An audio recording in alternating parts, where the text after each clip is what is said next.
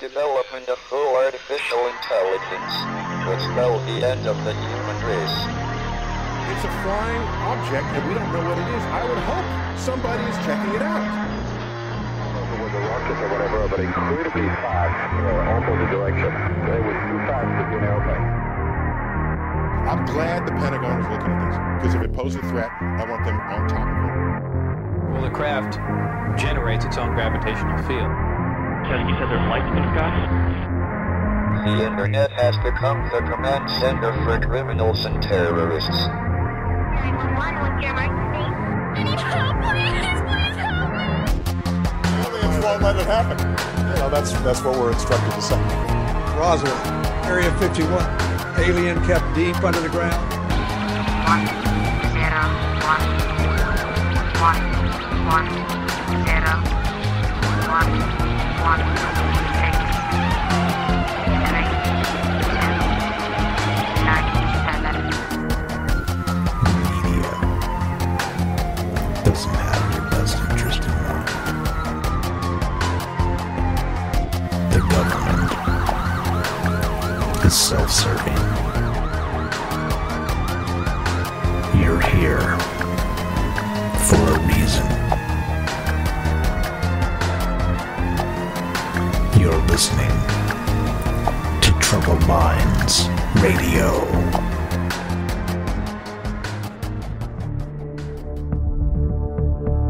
Broadcasting live from a secret bunker just off the extraterrestrial highway.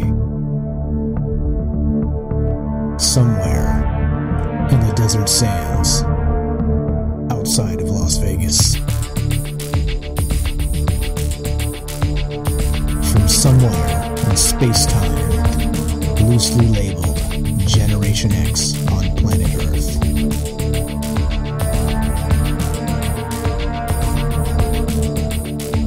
And asking questions of you in earnest into the digital darkness. Good evening and welcome to Troubled Minds Radio. I'm your host, Michael Strange. I'm here with your co-host, Frank Pierce. And we would like to say hello to all of you who might also have troubled minds.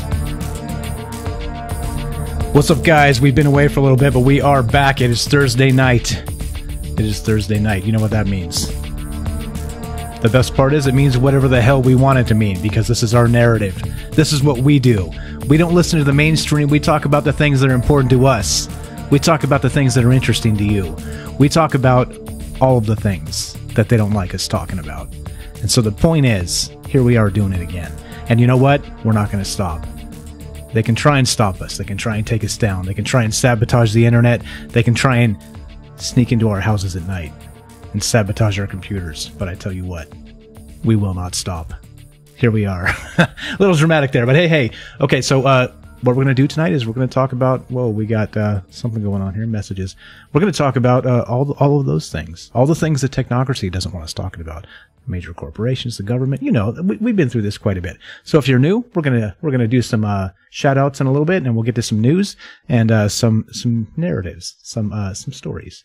And that's what we're gonna do. But we do take phone calls if you'd like to be part of the show. The number to call, 702-957-1037. If you am I live here? Am I running? Okay. Last time we had a stutter step. Let me make sure everybody can hear. Okay, looks like it is streaming. Okay. All right. Okay.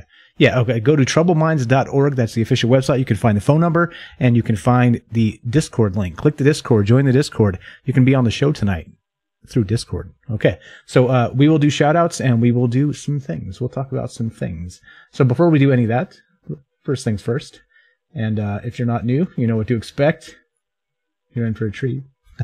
Ladies and gentlemen, your co-host, Frank Pierce. Hello, my name is Frank Pierce, and we are back again for hopefully another exciting show. Now, we missed the last show, but here we are. We're doing it. We're live. Although I don't know if we should be. I don't know if we should be live.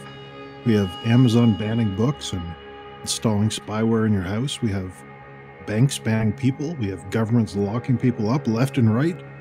And the media is cheerleading this entire thing on. They're loving it. You know, they should be protecting us against this kind of stuff, but they're leading the charge next, you know, in our small corners of the internet, and they're coming for us too. And it won't be long before we're gone forever. So stay tuned while you still can, because, you know, unlike my optimistic co-host there, I don't think this is going to last too long the way things are going. Why you gotta be like that, man? Why you gotta be like that? Yeah. Okay, all right. Let's put a downer on the night. Thanks, Frank. Thanks, buddy.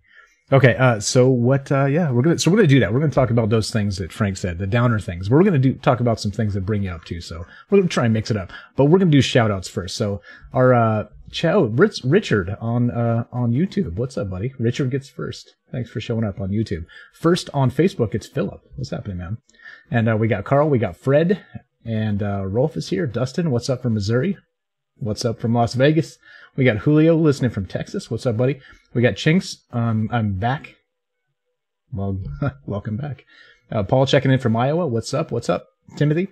And let's see. We got Kelly. We got Emin. We got Paul. And yeah. Let's see, who else? Who am I missing? Todd? Todd's here. What's up, Todd? Justin from Michigan. Hello, hello. Rajesh from Canada, I believe. Yeah, Roman, do you have a podcast? What's up, Roman? Yes, we do, man. Go to troubledminds.org. All the links are there, man. We'll be on iTunes and Stitcher and all the places that you'd expect to find us. So definitely thanks for asking. Okay, let's see. Who else? Sam, what's up? Sam says it's his first time listening in. Well, welcome, man. Welcome. What's the main subject? We do conspiracy. We do aliens. We do, what else do we do, Frank? We do all kinds of other stuff. We do parapolitics. We do, basically all the stuff that you don't hear.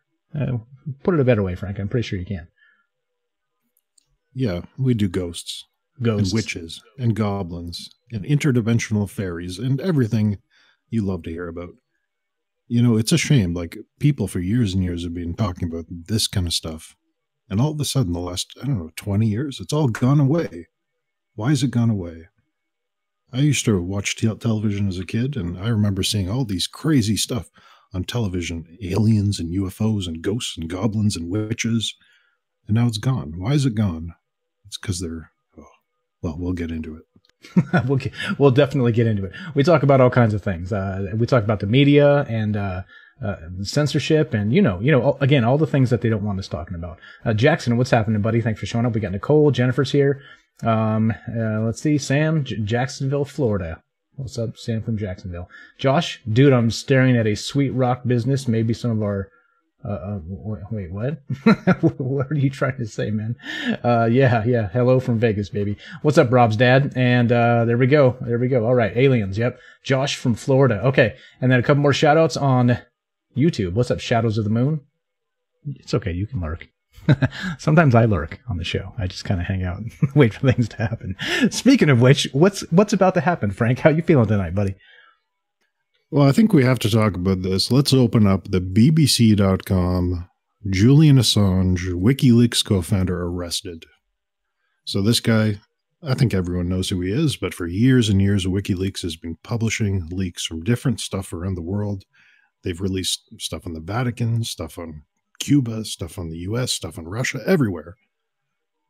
Most notably, though, the recent election that put out a lot of these Podesta emails, all this kind of stuff, and that fueled conspiracy theories for, the last 3 years. But this guy, he was taking refuge in the Ecuadorian embassy. There were some sexual assault cases that were trumped up against him, and he went to this Ecuadorian embassy in London to hide, essentially. And he's been in there. Think about that. Think about where this guy has been. He's been in there for 7 years, stuck in this embassy.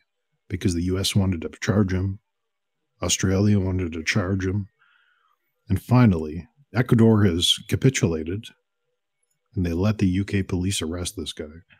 They drug him out of the embassy, they dragged him out, a horrifying thing. And the media, this is what I was alluding to earlier, they're celebrating this. 5 years ago with Greenwald and Snowden, the media was all over truth. Let's get leaks out there. Let's get this insider information out there. This is a good thing. I'm sure you all remember that. But now they're celebrating the fact that this guy's being treated like an animal. What do you think about this? Yeah, you know what? I did hear a little bit of the talking heads today, kicking back and forth this Julian Assange thing. I saw them dragging him out in this video on the way out this morning on TV and was like, what the hell? He looks like Santa Claus. He looks like he's aged 50 years. What the hell is happening to Julian Assange? And yeah, apparently there's all kinds of dirt going on. And yeah, I mean, they got him. So I was like, you know, it was a matter of time. Ecuador is getting sick of his crap, apparently. And his cat's crap, apparently. I don't know if you heard any of that, Frank. Apparently he had a dirty cat, like an actual feline pet in there that he was not taking care of so well, they said. So just stinking the place up. Oh, boy. But again, is that smear jobs or is that actuality? I have no freaking idea. I've never been in that embassy. I've never met Julian Assange, but he definitely looks like he's aged 50 years, yeah?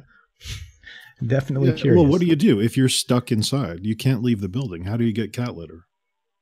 You know, they've taken his bank accounts away. How do you buy cat litter? You can't go on Amazon and get it. You know, he was living off their dime, essentially. So how can he clean himself? How can he can't even afford a razor if you look at this image up here. Look at this guy, though. Imagine being him. He looks like a crazy old hobo dragging him out of there with his big beard and his hair tied back. Yeah, I don't know, though. You know, this is a horrible thing.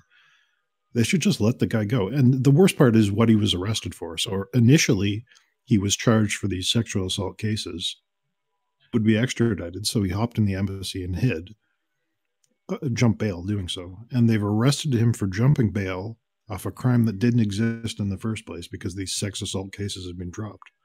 So this is like a kangaroo court, right? The reason he skipped bail, there was no initial case for it. So it's like charging him for no reason at all. This is ridiculous. And, you know, I feel he's going to be disappeared quite quickly. He's just going to go away. And WikiLeaks, I think it'll go away with him. Yeah, you know what? The weird thing is, if you recall, sometime in this past year, maybe it was the past year and a half or so, Hillary Clinton made a joke about dropping a drone on this guy. You remember that? So when you have the actual long arm of the law and, you know, one of the largest the most powerful countries in the world. See what I did there? Company, country, what's the fucking difference? But one of the largest and most powerful countries in the world after you, it kind of doesn't matter, right? They're gonna find reasons to arrest you. I think it's curious to note that his partner in crime, so to speak, is one Bradley Manning, who's transitioned to Chelsea Manning. And so has since had her prison time commuted by President Obama on his way out the door. So, I mean, I just don't see them having a case. And I think, okay, this is an interesting question about Julian Assange, okay? Let me see what you think, Frank. So with him in particular and people like this, I have like a cognitive dissonance because the truth needs to get out. And if this guy has the truth and can get the truth, it needs to get out. Okay. But then there's also situations where if they're not careful, they can put government operatives at risk, which could be, let's say friends of yours, friends of mine. They could be family members. They could be people that are close to you. They could be significant others. They could be sons and uncles and these types of people, right? So daughters, the whole deal. So you end up in this, the truth needs to get out, but if he's like, putting the truth out kind of unredacted style, he's putting, double agents at risk, like lives actually at risk by dumping this stuff. I don't know. Yeah, I don't know. I kind of sit in the middle of that because it is irresponsible to put people's lives at risk by releasing classified information. Yes. But the transparency effect from the government where they don't want to tell us a damn thing, you need guys like this, right? So it's kind of both. It's like a kick in the nuts both ways because here we are talking about the truth, trying to figure out the truth. It's yeah.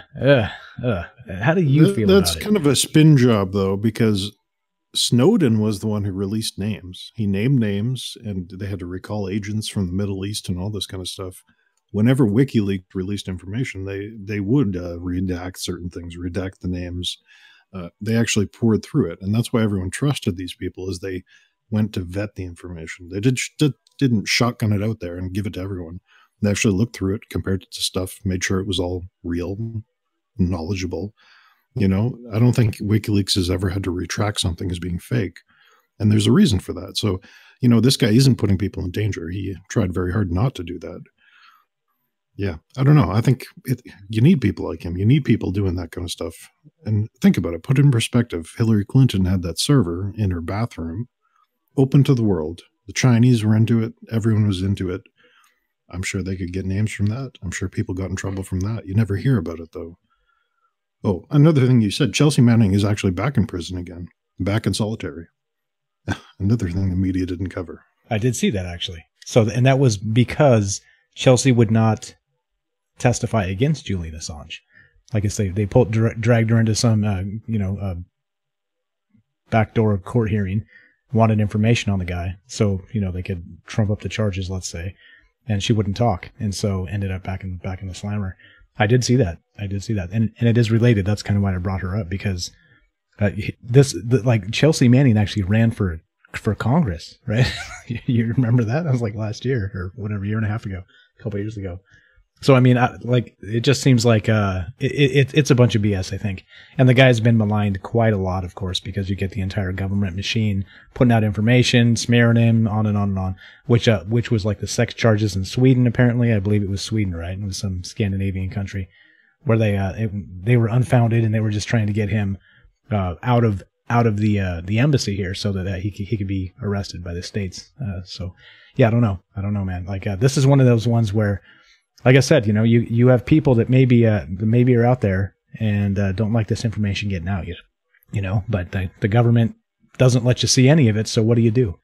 What do you do? What do you guys think? I'm going to put up a poll because I'm curious. What do you guys think? Do you think that Julian Assange and WikiLeaks, do you think it's like a heroes type of trope here? Is it one of those we should look up to this guy, and everybody should be trying to, let's not say everybody, but let's say that the ones that are capable should be trying to crack into government databases and releasing information. I'm not encouraging that, so please don't do that. But you know what I mean? Is this an individual that we should look up to, or is this somebody that kind of gives you the creeps and you'd wish he'd find another way to do it? Or I don't know. What do you guys think? I'm going to put up a poll because what am I missing there, Frank? There's some other options. So is he good? Is he bad? Is he indifferent? I guess that's the three options. Do you give a shit? Maybe that'd be one. Yeah, I think, is he good? Is he bad? Or is he a necessary evil? You have to have him. It's not a good thing he's doing, but mixed opinion. I guess it's complicated, as the millennials would say nowadays, right? Open up this meme image though as you're doing the poll. This is a great cartoon. It summarizes the whole thing perfectly. Oh, this is terrible. You do realize that exposing the illegal things your government has been doing is illegal, right? We've seen that time and time again. Never speak truth to power or they will come and get you. They'll lock you up. They'll throw you in solitary or keep you trapped in an embassy for years on end.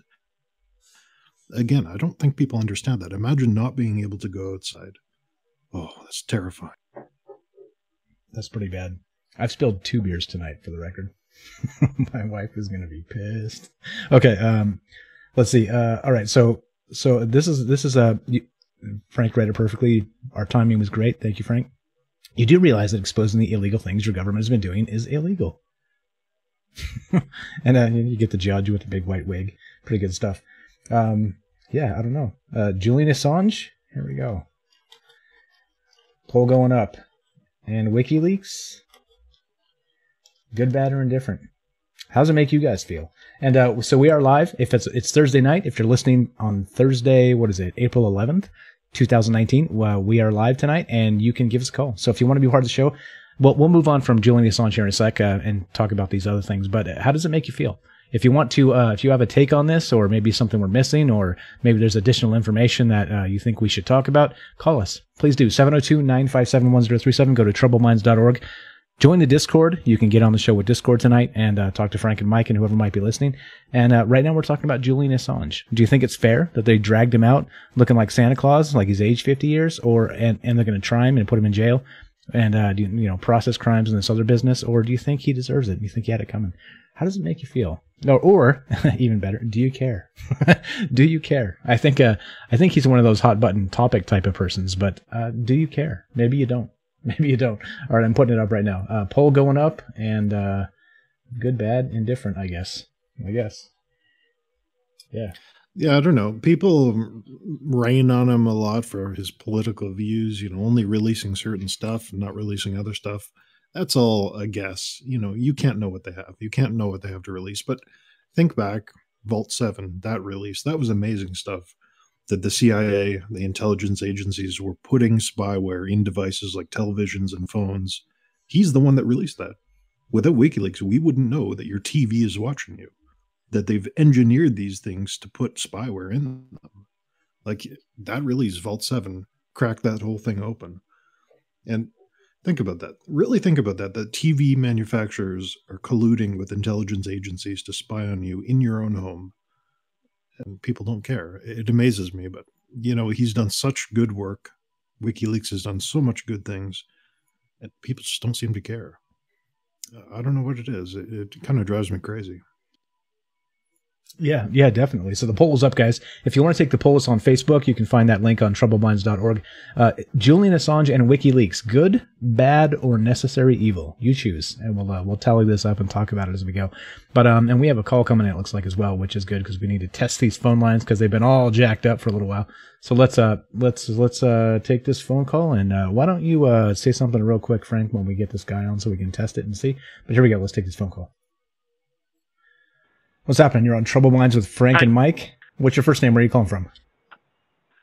This is Richard. I'm watching on YouTube. What's up? Can you hear me? Richard, can you hear me? Oh, I just want to weigh in and get your guys' opinions on this. We live in the Me Too era right now with all the sexual assault allegations. Do you think the government will ramp up the sexual assault allegation to use that kind of to frame Assange and get people's support behind the governments to, take him out, and people won't ask questions? What do you guys think about that? And I'll listen off the air. Thanks. Okay, appreciate the call. Thank you, Richard from YouTube. Yeah, you know what? I think they already tried that, right? I think that was part of the. Again, here's the problem, right? Like we talked about the. As soon as you bring up child porn, if you question the story, you're a child exploiter, right? Like you're a pervert, you're a pedophile. It's the same sort of thing, right? If you question this Me Too movement, then you're a misogynist, you're a sexist, you're a rapist, you're all these things, right? But yeah, I mean, can this stuff be weaponized? Hell yes, it can. Hell yes, it can, and it has been. So I don't know, like if they were trying to get him out with that and then drop the charges because there was no evidence, well, doesn't that kind of maybe beg the question that there's something wrong here and maybe there were nothing to begin with? I don't know. What do you think, Frank? Yeah, I think they kind of jumped the gun. They shot their load too early, so to speak, because if they had led with those assault charges, sexual assault charges, a couple of years ago, maybe even a year ago, the media would have had a field day. Assange would have been turned into the devil overnight. But it happened too early. It happened 5-6 years ago that those two women, I believe, made up that whole story. And they've admitted to making it up, and they've dropped their allegations so far. But if that had happened 2 years ago, a year ago, they would have had such a greater effect. So I don't think they're going to pull it back because the whole thing's been discredited. They're not going to do it again. It's amazing, though, that it's a tool. It's a tactic now. They can just do that to anyone. You see it all the time, like these unsubstantiated allegations. I was even reading Reddit again, the cesspool of the internet. I was reading that about an author. There was some author, fantasy author, and apparently one of his competitors who wrote in a similar niche genre to him orchestrated essentially a campaign and made up fake sexual assault allegations against this guy. And people stopped buying his books. He got removed from Amazon, certain things. And it was all fake. It came out later that the entire thing was fake just to take away this guy's competition. All made up. So it is a tool they use, and we really have to be careful about it. Yeah, I agreed. And I think we're in we don't do social issues so much, but we're really in an era where all these things, these divisions and subdivisions are being weaponized for sure. Like we said it last week. I think we had another person call from YouTube. Thanks for the call there, Richard. We had somebody call from YouTube and they were talking about exactly that. We're being divided, subdivided, and pit against each other intentionally. And so all of these divisions are being weaponized now. You see it. We won't get into it too deep. You can go on YouTube and just search pretty much anything, and the shit comes up. It's in your face, right? They won't let you forget who you are, right? And remember, there's no quantifying how unique your brain is. No. We don't do that anymore. All we care about is what color your skin is, how much money you make, what kind of car you drive, what school you go to, what area of the country you live in, right? On and on. Like, those are the things. Those are the things we care about. We don't give a damn if you're brilliant or you're dumb or you're this or that. Who cares, right? It's all about division. They divide us and they win. So again, remember, we're not enemies of each other, folks. Look for ways to help each other, not hurt each other. That's a public service announcement from Michael Strange at Troubled Minds Radio. Yeah, but I mean, it's definitely kind of crap. And the more you see it, the more it's happening. The more you pay attention, the more they're stuffing it down your throat. And yeah, like I said, one day I aspire to be on the Don Lemon show, so I too can call everybody racist for no apparent reason. But there we go. There we go. Couple of comments here. All right, shout outs on YouTube real quick. Soul Rebel Junglist, what's up? Thanks for showing up. Stark and let's see, Richard. He said he was nervous. Did he sound nervous to you, Frank? He sounded fine to me. Thanks for the call, Richard. I sounded perfectly fine. It was a good call, and I like people who say they'll take it off the air. It makes me feel like I'm a real radio host. Yes, right. All right, fair enough. Okay, appreciate that. And let's see, everybody else. Yep, Shadows of the Moon. Okay, so yeah, all right. So Julian Assange. Julian, again, how's it make you guys feel? I think we're probably over this. What do you think, Frank? You keep talking. Anything else on this? Yeah, let's open up this RT clip. And this is horrible. Like, listen to these vampires and these witches here. This is the MP, members of Parliament in the UK cheering this guy's arrest. So let's play that. All right. And okay, so cheers from MPs as UK PM issues statement of the arrest of Julian Assange, of course, of WikiLeaks fame. Here we go. RT and action. I am sure that the whole House will welcome the news this morning that the Metropolitan Police have arrested Julian Assange. Yeah, boy. Arrested for breach of bail after nearly 7 years in the Ecuadorian embassy. He has also been arrested in relation to an extradition request from the United States authorities. This is now a legal matter before the courts. My right honourable friend, the Home Secretary, will make a statement on this later. But I would like to thank the Metropolitan Police for carrying out their duties with great professionalism and to welcome the cooperation of the Ecuadorian government in bringing this matter to a resolution. Mr. Speaker, this goes to show that in the United Kingdom, no one is above the law. Yeah, this is like a football game. They're like beating their chest. Yeah, yeah. We got him. Enemy of the state. No, come on, people. He's so dangerous, right? Did you see him? He looked like Santa Claus getting dragged out of the North Pole. Oh boy. Yeah. That's pretty awful. They're cheering for it. They're loving it. They're so excited. And you have to remember, though, all the pedophile scandals that have happened in Britain with Jimmy Savile and all this kind of stuff, all the backdoor deals and criminals and all kinds of stuff there. And she says, oh, justice will be served. You know, the UK is pardon if you're listening from there, but it's a shithole right now because remember that, I don't know if you ever saw it, remember that guy with the Nazi pug video? He trained his dog to do a Nazi salute and they showed up at his door, drug him out of the house too and put him in jail. And then I think he's still facing charges for that. You know, this is a joke. These people are all a joke. A peon, a little civilian dared to go against the government. He dared to go against these witches and vampires that you saw in the video there. And they're cheering it. They're like, oh, goddamn, we're so happy we put our foot down on that guy's throat. It's just like, look at those people. Those people are so out of touch. They have no idea what's going on. They're their own little group. They really are. Yeah, I agree with you. They're a mess right now, but so are we. You know, this country's a mess too. But it's intentional, right? It's back to division. Unfortunately, division politics, and here we are. You know, trying to mend the divide somehow. You know, 10 people at a time type of thing.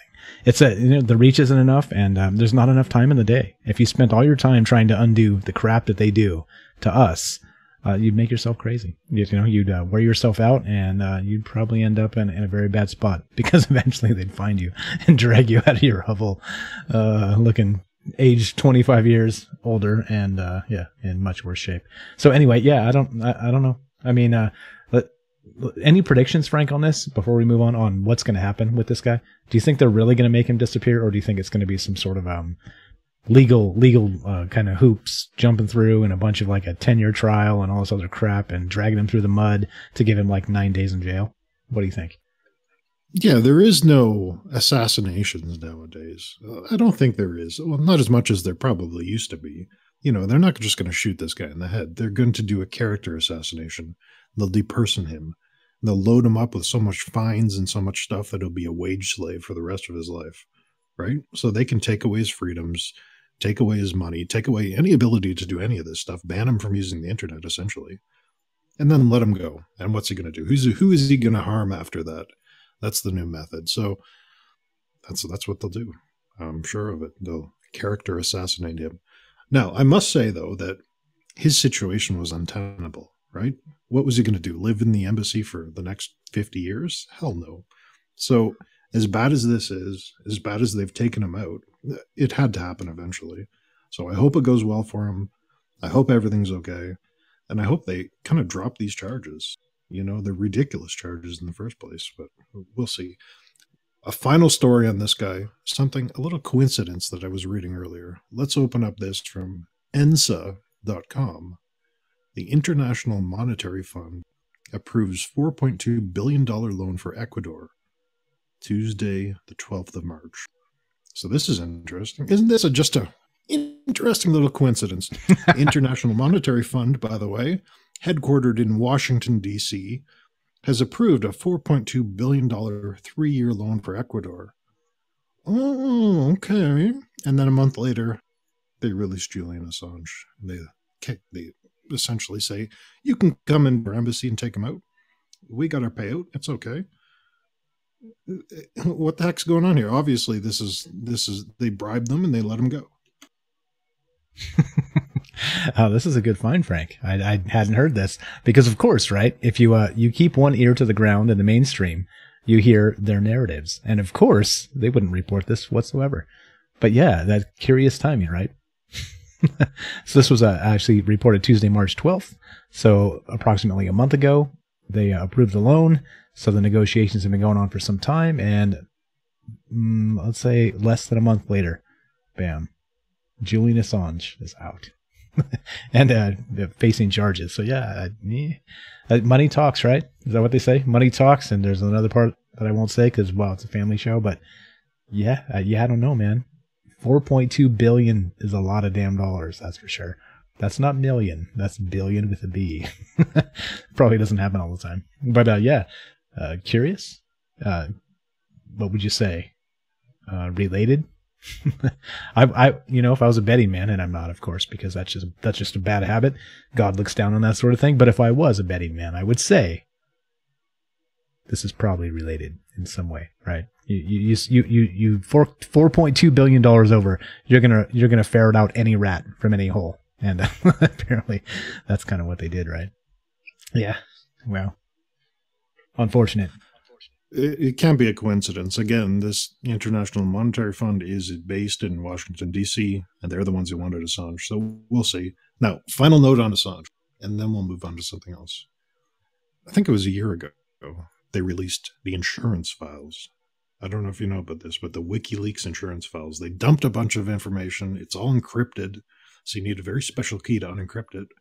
And a bunch of people grabbed it, a bunch of people downloaded it, and they were called insurance files. No one knows what's in these things. No one knows what kind of horrible secrets are contained within. But maybe in the next couple of days, the key for unlocking these insurance files will be widely available, and we'll see. So that's something to, if this unencryption key for these WikiLeaks insurance files is released. Yeah, he did do that, right? He had leverage to kind of keep himself from being taken like this. So you got to think, right? He's got leverage on somebody that he's holding back, because if you don't play spy games at the highest level like this without some sort of leverage, right? I mean, call me like a spy movie fool or whatever, but I wouldn't do that. Isn't it like a dead man switch or whatever, kill switch? If they take you out, like the information comes out, you'd have to have something like that, right? Am I being stupid? It just seems like it would be a thing, right? Otherwise, they could just come take you out in the middle of the night somewhere in some dark alley and you disappear, and that's that. And it's like you never existed. There's definitely got to be something like that. So, I mean, hopefully that's the tip of the iceberg, right? And maybe he's got a bunch of information on not just, let's say, oligarchs. Let's say he's got information on maybe Hollywood. Or maybe he's got information on Hopefully politicians. Hey, you know what I want to see? I want to see Nancy Pelosi's tax returns. That's whose tax returns I want to see. Oh boy, I tell you what. Okay, so yeah, I don't know. That's a good find. That's a good find, Frank. I think we're in a situation where you never know, and it should be interesting to see what information comes out. Maybe the negotiation is going to go on behind closed doors, right? With the government and him negotiating. You're going to release this. You're not going to release that. We'll give you this much jail time if you don't release these. Maybe, right? Maybe that's actually what's going to happen here. Kind of behind the scenes type thing. That's kind of curious to think about. Oh, definitely. It's all a lie. Like, the media will never tell you that, but that's definitely what's going on. If he has the key to these insurance files, he'll use that as leverage. You know, maybe he gives up some of his sources too, because after they get done with him, WikiLeaks isn't going to exist anymore. You know, not with him leading it anyway. So maybe he'll do some bargaining. And if he's cooperative, yeah, he'll get off scot-free. They'll drop the charges. But if he's not cooperative, well, then bad things will happen. So we'll see. We'll see how it goes. We'll see how, you know, how, I don't know what to say here, how dedicated he is to this whole transparency issue. Because I think he could make deals very easily. If he gives up the sources where this information came from, they could reward him. He could come out ahead on this, but everyone else would lose, of course. So we'll see. It'll be an interesting thing to pay attention to. Yeah, and we'll keep an eye on this and see if anything develops that we can talk about, or kind of tickle some what would you say, some speculations out of. Well, that's kind of what we do here. So again, what do you guys think? So we got the poll up. Julian Assange and WikiLeaks, are they a good organization? Are they bad? Or are they something we need, a necessary evil? So poll is up. It's on Facebook if you want to take the poll. If you are not on Facebook and you want to just type in chat what you think, good, bad, necessary, evil, we'll add that to the results, and we'll read it at the end here when we come down to it. But yeah, I mean, I'm caught in between. I think I'm in this poll. I would have to vote necessary evil, unfortunately. But completely good, I'm not so sure about that. You know, you can't ever really say, because again, they don't really report on Eastern countries, right? Like, why is he not leaking the shit out of China or Russia, right? That doesn't happen quite often, does it? Seems like he's an enemy of the West. So yeah, that's the smear against him anyway. So anyway, we will keep an eye on this. And if you guys know any Russian dirt he has, or any Chinese dirt, we'd love to see it. So you know what to do. And again, we're live. So if you want to be part of the show tonight, 702-957-1037, go to troubleminds.org. And find the phone number there. You can find the Discord link. Get in here and talk to us. Tell us what you think. Just like Richard did. He called us from YouTube and had some good stuff to talk about. All right. So what's next, Frank?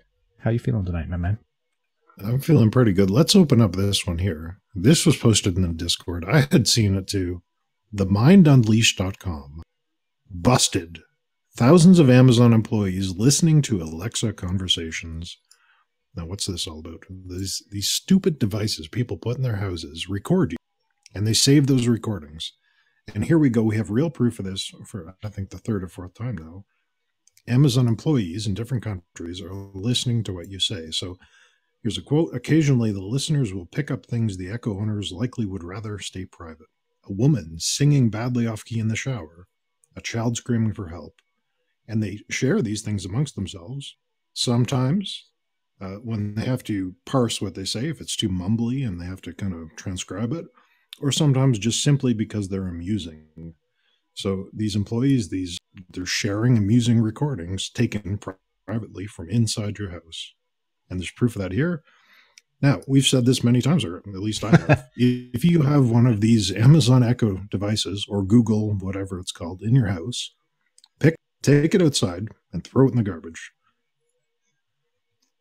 Like, think about this. They are listening to what you say, and if you get in a fight with your spouse and you're having a big argument, maybe some employees, not like wanting entertainment, will start sharing that around inside the Amazon headquarters, listening to what you're doing. Maybe you're, having relations, and they're like, oh, these people sound pretty good. They're pretty good at this, and they share that around too. Think about that. And you post the link so people can read this whole article, but they're sharing this stuff when it's entertaining. So if you have one of these things, throw them away. It's not worth it. It's not worth having what's happening inside your house recorded. This is ridiculous. I don't know why people do this kind of stuff. Yeah, and this is tip of the iceberg. We talk about this stuff all the time. This is again pretty much, if you have to say, boiling this show down to one or two particular things. This kind of comes up a lot, right? This Big Brother stuff, and so we're in one of those weird times where it used to be you could say reading 1984 from George Orwell. It's the state, right? The state is doing these things. The government is a draconian. They're listening in on you. They're watching you through your own TV, the telescreen, and right. This is what's happening. But it's a little more confusing now because not only do we have the governments, which need to be watchdogged, obviously, because of Julian Assange, of course, and what was it? What's the guy's name in Russia? You mentioned him earlier. Snowden. Edward Snowden. Yeah. So they're releasing this information and saying, hey, like the government is spying on you guys, right? On the citizens. Well, now, so not only do we have the government, we have these huge, gigantic corporations listening to us. And not only that, right, it's digital. So where does it go? It goes into a database. And when it goes into a database, how long do they keep it? And if they keep it forever, like, what are they going to use it for? You see? So we have Amazon, we have Google, we have Facebook. All you guys out there, we're streaming on all your platforms, right? We know you're recording this tonight. Because we're recording ourselves too, right? But what happens when we turn this off? Yeah. Are you still trying to find a way to record us? Well, Amazon out there? I don't have any of this crap in my house. I know Frank doesn't. Frank would probably rather do 1,000 really terrible things to himself before putting these things in his house. And I agree. It's silly. Like, why would you? Smartphones are bad enough, but this is literally spyware in a box. And, yeah, because for what? So you don't have to like touch the remote and turn on your favorite show. You can just tell it and it'll do it for you. Is that worth the trade-off? Oh boy. I'm not so sure about that. Yeah, this is happening everywhere. Again, going back to Vault 7, they released all that kind of information. There was a story recently that those Nest thermostats had like hidden microphones inside them. There's a million miles of proof that smartphones record what you say and then serve you very particular ads. If you talk about dog food, you get a dog food ad and so on and so forth. This is happening. These companies don't value your privacy. And one day, it's fine right now. They're not going to use it against you, but I can easily see one of these Amazon employees recording an illicit encounter between a husband and his mistress and then using it to blackmail someone for a ton of money. That can happen very easily, and you're putting spyware in your house. Don't do it. Throw it in the lake. Get rid of it. It's ridiculous. Throw it in the lake. That's the meme, the show meme. How far does that go back? That goes back months, right? Like 6 or 8 months or something. If you get one of these for Christmas, Frank said around Christmas time, he said, hey, if you get one of these for Christmas, you know what to do. Throw it in the lake and take it down the lake and throw it in the lake. Yeah, there it is. There it is. All right. We got some good comments here, and I think this is important to point out. So Sam on Facebook, what's up, man? He says, not unless I sit here and plot against the government will I be concerned. Okay, and so that's a definite a thought, right? Like one of those, well, I don't break the law. I do my thing, and I don't hurt anybody, so I really have nothing to be worried about, right? It's an argument used by Stalin. Hey, if you didn't commit a crime, then you don't have to be worried about us kicking doors in looking for people to commit crimes, right? Because we won't do that to you, right? You see, it's one of those things. It's not quite so easily where you can just shrug your shoulders and sit on the sidelines with this stuff. Because, yeah, I mean, didn't they? Wasn't this recent, Frank? In the last 6 months, they had some sort of like murder that was like solved because of an Amazon device or something like that. I thought something like that happened. Yeah, I think in Germany, I believe it was, someone murdered 2 women, and then they used that to solve this apparent murder. Yeah, so I mean, it goes into a database, and once it goes into a database, how long does it stay there? And if it stays there for a very long time, because it probably will, data servers are cheap, gigabytes are cheap, terabytes are cheap. Petaflops are cheap. I don't know. How long are they going to keep it? And how long are they going to keep it to sell you something? Or to maybe use it against you one day? right? And I think that's the really dangerous part here. And maybe I'm waiting for one of these to go viral on like YouTube, right? So one of these leaks from like an Amazon employee and goes viral on YouTube. You know, like you said, maybe you have a particularly enthusiastic couple having relations, and you know, people are really excited and it's funny and it's whatever. And maybe it goes viral on YouTube, the audio of this. You know what I'm saying? I think it's only a matter of time before something like that happens. And it's just like a TSA, right? They say, oh yeah, you know, we're going to scan your nuts and, you know, your nakedness, and it's no problem. We're just going to, you know, delete it after X amount of time. And nobody sees this. Nobody sees this, guys. Nobody sees your nuts. It's fine. Or your, you know, lack of nuts or whatever. Nobody sees it. You're fine. Nothing to worry about here, right? Yeah, I'm not so sure. It goes into a database, and how long does it stay there is the question. But yeah. Again, I'll give you an example of why this is terrible. So that murder case, they took the audio trying to solve this murder. Well, imagine a burglar comes in your house, and you know, the burglar comes in, he's threatening you, and you say, I'm going to effing kill you, and you're trying to intimidate this burglar, and you get in a scrap and a scrumble, and you beat the guy down. And then Amazon sends that recording to the police, and all of a sudden, that burglar's lawyers use that recording where you said, I'm going to effing kill you. And they use it against you, and they prove that you have malice. You had intent to harm this person who's breaking into your house. And all of a sudden, you're sued. You're paying this guy's retirement. He's on a beach in Hawaii, and you're grinding along trying to make because of that one recording. That's going to happen. That seems ridiculous, but it will happen. I guarantee it. It's good. Yeah, I mean, there's people behind this, right? There's always people behind this, and I think that's the problem. You know, we have this. There's some sort of thing in the air where we suddenly think that because we're modern people, right? We're different. We're not like the Romans, you know, with their slavery and their butchering people for sport and it's, you know, human trafficking and sex slaves. We're beyond that. You know, we're civilized. We're modern people. We don't do those things anymore. And then, you know, you start reading the newspaper in different countries around the world.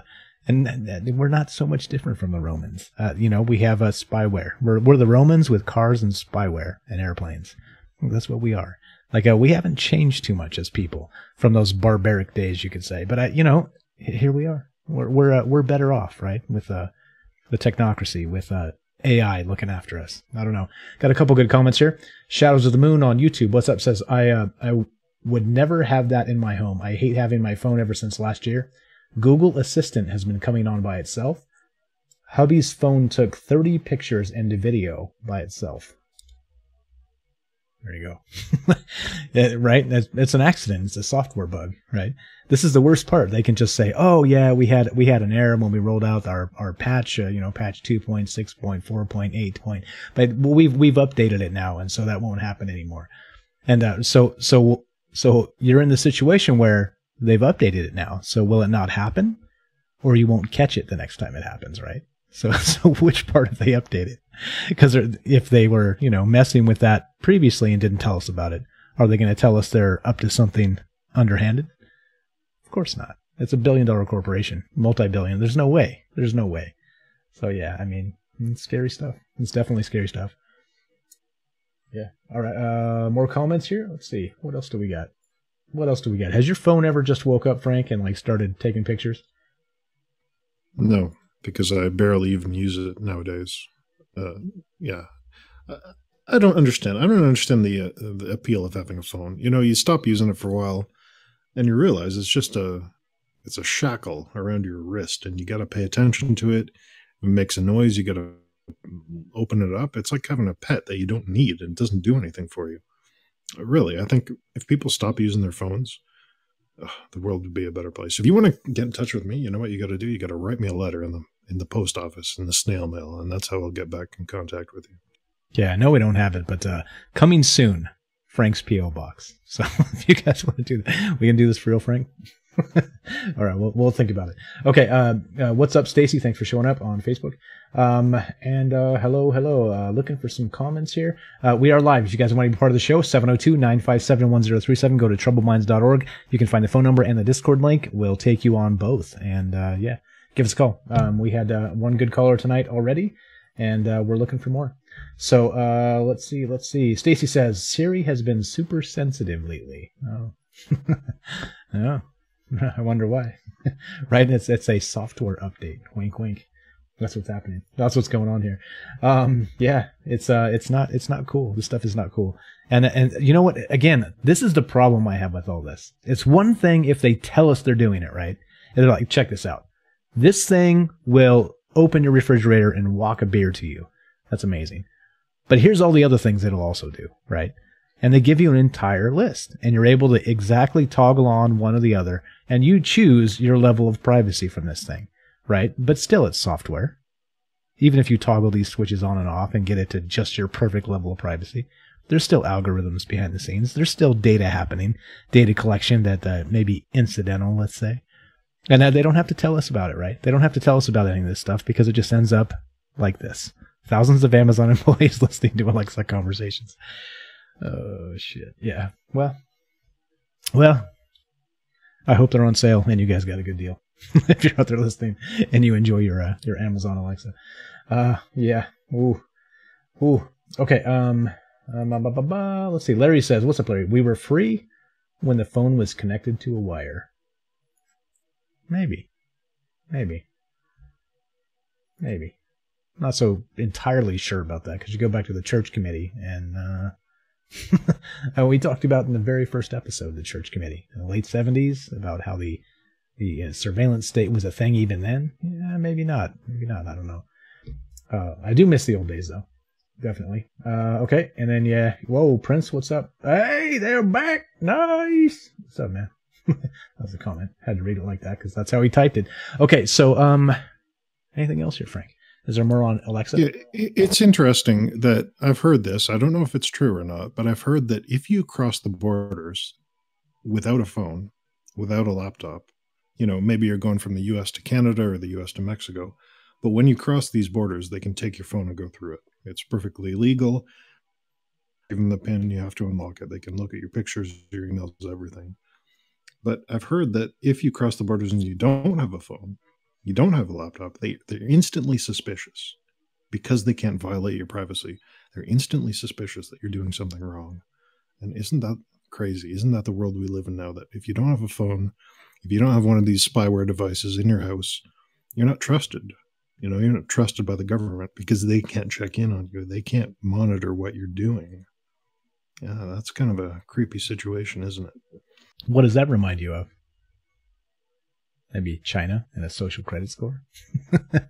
If you're not plugged into the system and monitored every second of the day, you're not trusted. Not to be trusted. You're not trustworthy. Curious, yeah? Curious. Kind of how we're headed there without actually physically and Congress heading us there. Actual laws heading us there. It's becoming like a voluntary thing. Yeah, pretty crazy stuff. Pretty crazy. Yeah, So by design, I'm sure. Okay, let's move on. What do you say about that? Let's open up this article from Vox.com, paragon of journalism, an absolutely trusted source of journalism, Vox.com, the very first image of a black hole. And I don't know if you've seen this. We don't need to spend too much time on this, but this is the first image of a black hole. 200 scientists, 20 different countries, a bunch of different telescopes worked together for nearly a decade to put this thing together. It wasn't taken from a single source. It was an amalgamation of different telescopes, a lot of computer algorithms to get this. And here we go. What we see, a very first image of a black hole. You see the light around it, and you see the dark center. What do you think about this? It looks like a delicious piece of candy, like caramel and some sort of chocolate center, maybe. Yeah, I don't know. So this was a big lead up, right? That over the last 4 or 5 days, they kept saying, "Oh, we're gonna get to see the black hole for the first time." Yada yada yada, right? So it is impressive for a couple of reasons, and I think how many light years away was this? This was like I don't know. What's it say? What's it say in the article here? I didn't have my notes, but let's see.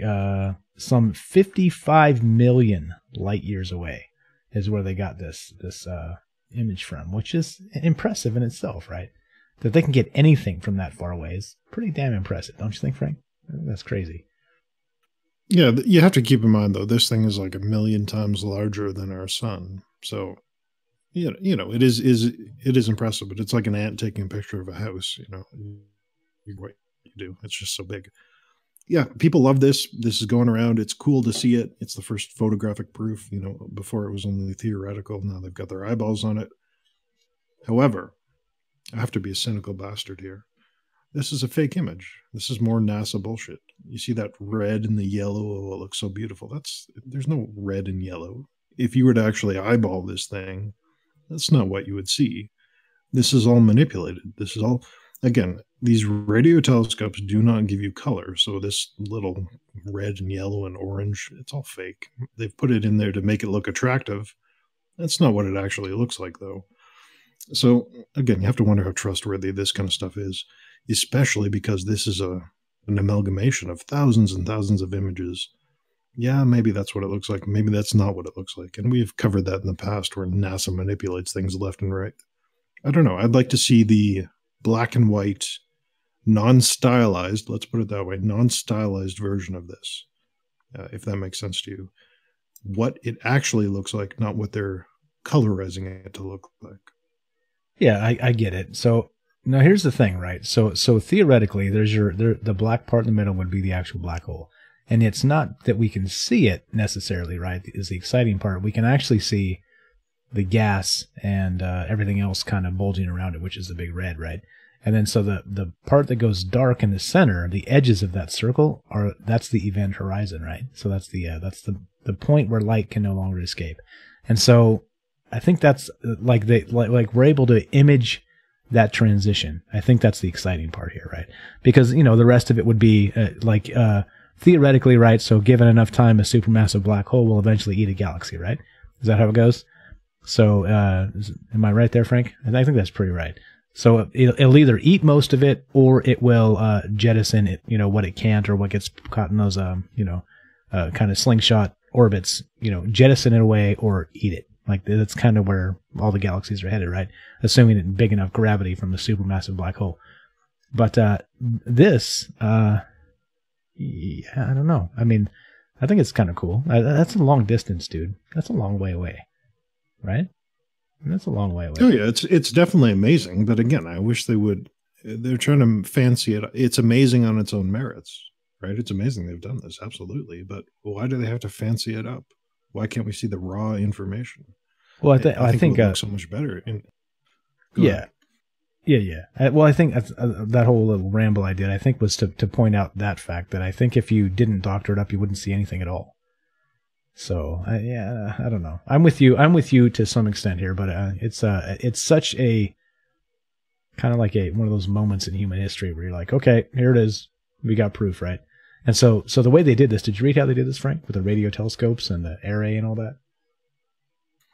Yeah, essentially this was a long effort. They took snapshot after snapshot as the Earth rotated. Different observatories would take snapshots and they compiled it all together and they actually imaged this thing from an angle, right? So the Earth was in one position relative to this black hole when they first started taking those pictures. And then as time went on, the Earth moved. The solar system we're in moved relative to this black hole, so they got a different angle of it. And that's how they actually got the whole three-dimensional image. You're only seeing the 2D image here, but they did get a three-dimensional one. So it's amazing they can do this. Absolutely. I'm not denying that. Yeah, cool story. Cool story, bro. Come on, Frank, say it. You can say it. I don't think you're going to do it. Come on, Frank. You can do it. Okay, so no, I agree. So like I said, 55 million light years away. That's impressive. It is impressive. So if we have here's an artist's depiction of this, and you can see, like I said, it's so the gas and the fire and the flame and all the things that are happening, being destroyed just outside the black hole. That's what that big donut is, the big red donut. So pretty good stuff. Here's the exciting part, right? So this is this far away. We're going to do one that's actually at the Milky Way's supermassive black hole. So that's what's coming next. So they've got these images and they've now pointed their radio telescopes at us, at our black hole. So let's see what that looks like. Let's see if they can get a different image, or maybe wouldn't it be crazy if it wasn't even similar at all? I guess we'll have to wait to find out. But I guess okay. So the amount of data I read was a literal ton of hard drives. Is how much data they took to collect all of this to put these images together. So a ton of data over a very long time. And that's how they got these. So impressive nonetheless. But I'm with Frank. They may have doctored this so we could actually see something. But yeah, pretty cool. Cool stuff. Cool stuff anyway. Yeah. That's why I said cool story. Let's move on. Oh, we got an important news update next. Okay, get ready for this. BBC.com again. Israel spacecraft crashes onto the moon. So what's the backstory about this? Israel launched a spacecraft in association with SpaceX, I believe. And on this spacecraft, the payload was a disk, a data disk containing all sorts of information, movies, television history, all kinds of stuff. A great library encoded onto I believe it was a silicon disk. And they're putting that thing on the moon, saying it's important to have that up there, a time capsule up there, so that future generations can come recover this and so on and so forth. And we speculated back and forth. And then we had a news update. This thing went missing. They lost it. Remember that. This thing, they thought it was in one position and then it disappeared. It was gone. They didn't know where it was. And then it came back. And I recall saying at the time, I wonder if that's the real reason they put this data disk up there. Just to drop it on the moon? That doesn't make any sense. Maybe they were giving it to something. Maybe they were doing a handoff to some aliens. That's what I thought. It sounded crazy at the time. And I said, if this thing has an accident, a tragic accident, well, maybe that lends support to my theory that they're handing this disc off to some aliens up there. And lo and behold, holy shit, pardon my language, this thing crashes on the moon. They tried to land it. It had some good telemetry. And then when it was 15 kilometers from the surface, it just plop, exploded, crashed, landed, boom, whole thing destroyed. Interesting coincidence. Just like the Ecuador receiving 4.2 billion, this is another interesting coincidence that this disk, all this information, just destroyed in an accidental, quote unquote, accidental landing malfunction. What do you think? Yeah, well, I mean, it is funny how you kind of point this out, and I'll point out another odd coincidence in a sec here, where, sometimes one things are something, and then other times something completely different is something. And what I mean by that is this thing did disappear. They reported that this actual Israel's Bereshit spacecraft disappeared. They lost contact with it, and they didn't know where it was. Frank speculated then, just like he said, maybe there's actually something going on, like a secret space program that they don't want us to know. Maybe they're going to come up with cook up a story about it ended up doing, who knows? And here's the who knows, right? The other shoe drops. Here's the other angle of that story. It crashes on the moon. So now it can actually disappear from space, and we don't really have any record of it other than what they can tell us, right? So unless anybody out there has a telescope, a super powerful telescope, maybe chained up with your neighbors or something, and you were watching this thing and well, I mean, unfortunately, here we are, tinfoil headers, at the mercy of governments again, at the mercy of these private institutions that take money from the government in huge amounts. It is suspicious. It is suspicious. And yeah, I don't know. Maybe aliens involved. I don't know. Somebody said we need more aliens, and I think you just kind of took us there, Frank. Yeah, I don't know. It seems very suspicious that they encoded all this information about humanity, and they put it on this disk, this silicone disk, this compact package. They launched it up, and they were just going to drop it on the moon. Why the heck would they do that? And then it disappeared. It just went missing. They couldn't find it. Oh, where did it go? And then, of course, they found it again to only later smash this thing right into the moon. So, I don't know. This seems awfully weird to me. What happened? Where's that disk now? Is it in pieces on the moon's surface? Or is it somewhere else? Did someone else pick it up? I don't know. Right. Did it get docked with the mothership? Yeah, maybe.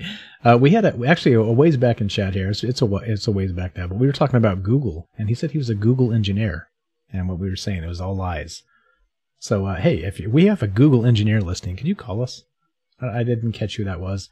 But please, 702-957-1037, and go to troubleminds.org. And again, like we said, this is all speculation. This is us just kind of spitballing, being tinfoil headers, and not trusting governments and huge corporations because they lie to us all the damn time.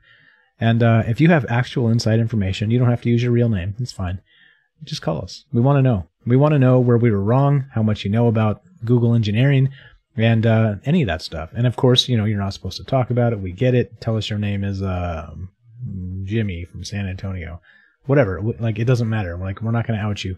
Please call us. Anyway, I did see that comment a while back. I missed it because it scrolled so far since then, but we'd love to hear it. So the other thing I wanted to bring up, actually, and kind of in relation to this, did you hear, Frank, that Japan lost an F-35 fighter, a stealth fighter, state-of-the-art Generation 5 fighter? Did you hear about that? So it's yesterday. No, I didn't. I'll have to look that up. I didn't see that at all. What happened to it? Okay, so here's the thing. It was doing some kind of training out over the Pacific, because Japan, and it just vanished. And so they don't know, it obviously crashed or something, and it leaked, of course, and so the information came out. I saw it on Twitter first, Tyler Rogaway on Twitter, who actually is a aviation guy and keeps very close tabs on this type of thing, so he has sources, obviously. But he tweeted this like an hour after it happened. And so they had ships going out looking for this thing. And so here's my point. This was yesterday. And it vanished. Now, this is a stealth fighter. It doesn't appear on radar. So unless it's like pinging its location back to, right, the people that are tracking it or other stealth fighter or whatever's going on, they have no radar reading. Okay? And so this thing vanished. And nobody knows. They assumed it crashed, etc., etc. That's all the information we got. Well, one day later, today, they say they found it. They found pieces of it floating, and they retrieved these pieces. Now, I want to say MH370 says hi. Like, this is a military plane, of course, but it is a stealth plane. All right, and yeah, I don't know. It seems like there's more going on to that than it would seem. But kind of my point was that when things disappear and then reappear the next day or reappear with some other story, it kind of makes you suspicious, right? So they can find that stealth fighter, snap your fingers, bam, we found the F-35 tomorrow. But MH370, how many months later? Is a year and a half later or something? Still not a single trace of that damn plane. So it makes you wonder, right? Like, how hard did they look? I don't know. That's my tinfoil hat. I need to adjust it real quick. But you see what I'm saying, Frank? Like, it is definitely. apples and oranges a little bit, but go ahead, sorry. Yeah, this is in the middle of the ocean, too, where this thing can presumably sink. So that's amazing. You're right, though, is that some of these stories just don't make sense. Like, they can find this thing immediately. They can't find all these. I think there were 2 of them, crashed airliners. And they're all being tracked. They're tracked equally. They have boxes on them. They're in radio contact. I don't know. I feel there's more to this story. I think if you look at any of this stuff, there's more to the story. There's stuff going on behind the scenes. I feel that for sure. Yeah. So anyway, just kind of one of those the other shoe drops type of stories, right? Like, oh, it vanished. Oh, well, here it is again. Oh, but now it crashed. Like, just kind of like, oh, well, it disappeared. Oh, never mind, we found it. You know what I mean? Like, do you think they'd be like, unrecoverable, we'll probably never find it? I'm not so sure they would say that about a F-35 stealth fighter. See, the pilot is still missing. I cannot believe for even a second that this pilot didn't have some kind of transponder on his suit, on his flight suit, some kind of way to find this guy if he went down. Like, I'm sure that's standard issue. It's got to be, some kind of way to track these people and see where they've crashed. But this pilot is still missing. That's kind of curious. Yeah. So, I mean, the state-of-the-art technology, all these things. So what actually happened? Was there some kind of skirmish? Was it just bad technology? Who knows, right? Again, no details other than we lost it, and then the next day we found it. So there we go. Like I said, it kind of made me go, that's curious. That's curious. We found that awful fast when we didn't know where it was to begin with. Okay.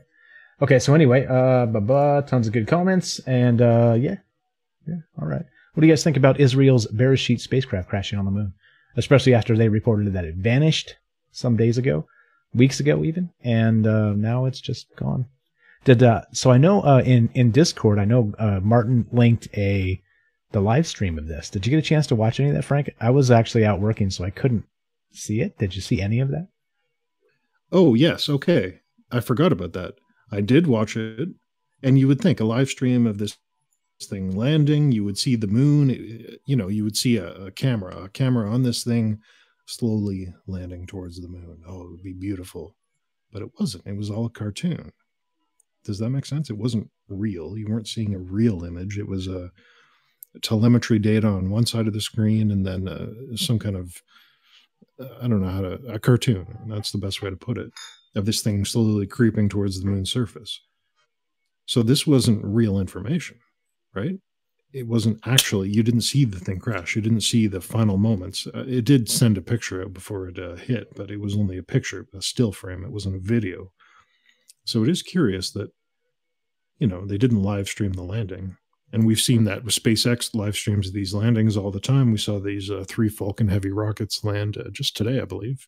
So they definitely have the technology to do that. But it is curious. We didn't see this thing crash. They just said it crashed. So I don't know. I don't know what that means. Yeah, exactly. And I think that's the problem, right? Because we never know what this means. Is this propaganda? Or what's going on here? So if it was some sort of illustrated version of the live stream, not an actual camera, right? Not an actual real, 4K camera or something like that. Or even 1080 camera. It was just cartoon style. It was pixelated like a damn cartoon. That's what you're saying here. Yeah, it did release an image before it crashed, but, that could be a fake image. There was no video of it. There was no video of the moon's surface slowly creeping closer and closer and closer. Nothing like that. I have to imagine it couldn't be that difficult. It's difficult to communicate with the dark side of the moon. They have to have that relay satellite to transition the signals. But I'm sure they could get a direct link to the front-facing bright side of the moon and live stream this thing in real video. They didn't do it, though.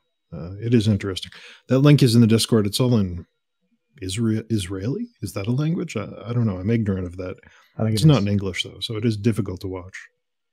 Yeah, okay. So if you guys want to check that out, Martin did link that in the Discord. Hello, Martin. I know you'll be out there listening later on today. And so this is the type of conversation that goes on in the Discord. So if you guys are not familiar, please make yourself familiar and come join that discussion, because after the show ends, people continue discussing these things, not just these things, other things. And a lot of times we get tipped off by what you guys send to us, and we end up talking about it on shows. So kind of like we said, like we always said and always dreamed from the beginning when we did this, we kind of want this to be a crowdsourced show. We want to know what's important to you guys, and we want to talk about it. So the best way to do that is join the Discord, troubleminds.org. Get in there, join the conversation 24 hours a day, and lots of people to talk with, lots of very smart people. So yeah, all right. It crashed on the moon. That's the story as of right now. Propaganda, maybe. Even more suspicious. I forgot this aspect of the story. There was a prize. They were competing for, I believe it was a $20 million prize for lunar exploration. Even though this thing crashed, they still won the prize. What's that about? Really? They launch this thing up there. Yeah, they launch it up there. They lose track of it, so they're already incompetent. And then they crash into the moon, and they still win the $20 million prize. Or maybe it was $100 million. I don't have my facts straight. They won the prize, though. That seems a bit suspicious. That's like a payoff of some sort. Yeah, I think it was $1 million. So the cost of the cost of the mission was $50 million, and the prize itself was like a $1 million prize from, was it Google? I think I want to say Google. It was something like that. So like they had some kind of competition going on, and if this thing landed safely, they would have won $1 million. And the reason I know those numbers is because I saw an article like a week back where they were saying they were making fun of them for spending $50 million to win one. Something like that. Anyway, so yeah, so they won the $1 million, right? So they got like what would that be? That would be a 2% discount on their price of admission. Oh geez. Yeah. Yeah, they did win the prize. Yeah. So that's kind of weird. It was $1 million. So I don't know where I got 20 from, but yeah, they won the prize even though they crashed. That doesn't make sense to me. Hey, sometimes you just got to get close. Like horseshoes, right? Horseshoes and hand grenades. You just got to get close. Yeah. All right. So, all right. Some comments. Let's see. These guys, you guys are just in chat giving it to each other. I'm not going to read any of this. Sam says, no. See, this is not good. You guys are just arguing. Don't argue. Call us, 702-957-1037. We won't argue with you. We'd like to hear what you think. So please call us, get on Discord, and tell us what you think. Tell us what you think about the show. Say hi to Frank and Mike, whoever might be listening. And just shoot the shit, right? That's kind of what we do. That's what we're here doing. It is live Thursday night, and you can join us. Yeah. Anything else about it? So if you're out there arguing with someone in chat, the ultimate petty maneuver would be to call into the show, say your piece on the show, say that guy in chat, he's wrong because of this and this and that. And chances are that person's not going to call in to defend themselves. So you've won the argument. That's the ultimate maneuver. And I'm telling you, you can do it right here on Troubled Minds Radio. There you go. We get some non-interest. I guess if we don't talk about aliens, people aren't down. We got to talk about aliens. We got any aliens, Frank? We got anything hot and spicy for these folks? For these rabid ghosts. We got ghosts. We got ghosts in a minute. But let's do this final story here on the mundane stuff. Dissenter.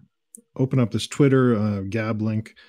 Let's talk about this because we had the Google person in chat and we just talked about Google. Let's talk about Dissenter. So this was an application, extension you could install to talk about stories where comments had been removed. You know, so many news sites nowadays, they remove the comment section. And they do that for a reason, because oftentimes in the comments, you'll see people calling the journalist out on their bullshit. You know, they'll make some stupid claim, and then someone in the comments will link something else and disprove the entire story. So their response to that is to remove the comment section.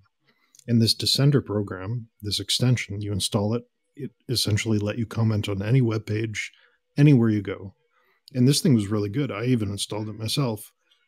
And now they've removed it from Google. They've removed it from Mozilla to censor the internet, essentially. So again, you could go to BBC, go to a specific news article, click on this extension, and then see people commenting inside the extension on the news article you were on. It was amazing. You'd see stuff in there you wouldn't see anywhere else. And they've taken it away. What the heck's going on here? Well, I'm a little concerned that you actually installed something, Frank. What the heck's going on here? I thought you had like a stock version of whatever you use with absolutely no plugins of anything. You actually installed this? Are you being real? Yeah, again, because I love to read news. I love to read the news stories, and I especially love the comments when people, just mundane, regular folk like you and I, call these damn journalists out on their bullshit. And it was happening all the time in these dissenter comments. And they've taken it away. And they keep attacking. So Gab is the one who made Dissenter. Gab is a Twitter alternative. Earlier on, I think it was 2 years ago, they delisted that from the App Store, from Google Apps and all this kind of stuff. They took Gab away. Then PayPal, Stripe, Square, MasterCard, they went after Gab.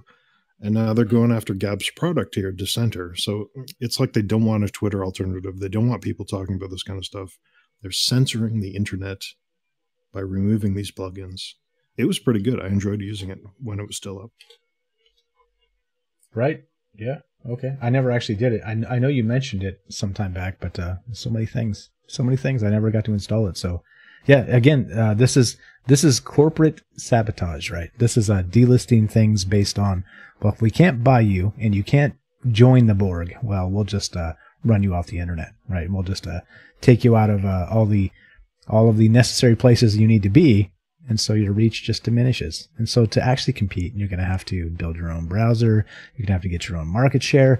You're going to have to do all these things, right? And that's a ton more work. It becomes not a thing anymore because you can't compete. And that's no accident. So anyway, pretty good stuff here. And I've never used it. If you guys used it, we're talking censorship. Censorship is what we're talking about. And corporations, this is the technocracy, guys. This is what we use that term. But they are the ones in charge with the algorithms, with delisting people from, what is this? This is from payment companies, from, what was the other one? Browsers. That's what I'm looking for. So Google and Mozilla, it's kind of unbelievable. It's par for the course, but again, you'll never hear about this on Fox News, right? Like, this is the stuff that goes on behind the scenes every single day that nobody ever talks about, except for right here. So, here we go. Censorship is happening, guys. And if you don't believe it, well, I don't know what to tell you. I don't know why you're listening to us. You should be listening to some other BS, because we're on the what would you call it? On the fast track to the censorship smackdown train. We are on that fast track for sure. But yeah, I mean, yeah, here we are. So we're gonna have our YouTube delisted completely after that person in chat there. There was actually someone else who covered that James Damore lawsuit against Google for their hiring practices. They covered that lawsuit on their YouTube channel, and then all of a sudden, very suspiciously, their traffic went away overnight, because they talked about it. They started looking into this guy's credentials. So yeah, I'm kind of worried now that guy's going to get his vindictive revenge on us because we're spreading misinformation and fake news. Fake news. It's all about fake news. We do have a call. This guy said he was going to call. He called. I'm not going to do the spoiler alert. I'm going to ask him what his name is. Here we go. We're taking this phone call. Here we go. What's up? You were on Troubled Minds with Frank and Mike. What's your first name? Where are you calling from? Hey, it's Paul. I'm from New Hampshire. Paul from New Hampshire. What's up, my man? Let's do a quick Frank test. Pretty good, man. Pretty good. Help us test our phones. Just one sec. Can you hear Frank? Say something, Frank. Can you hear me, sir? Did you hear him? You didn't hear him, did you? No, I didn't. I didn't get him, no. Okay, that's fine. Go right ahead. He can hear you. Well, how's it going, guys? It's funny you're just talking about aliens. And then I heard you talking about censorship. And I don't know if you know who I am, but I started a little YouTube channel recently. And I can get into that all you want. But I know what you're talking about censorship. I have some pretty decent UFO footage, and it's hard to get out there. It's harder than you think it would be, especially in this day and age and with the popularity of it. And they don't bump you up in search rankings, no matter how many hits you get or likes or conversations. Yeah, we've had some actual tangling with the YouTube algorithms as well. So you said you started a YouTube channel. Go ahead and plug it, man. We're not into censorship here. Yeah, dude. So well, basically, I'm an experiencer, and I'll tell you the story. Years ago, I saw UFOs. I had my first experience when I was 4 years old, and basically, I figured out what was going on.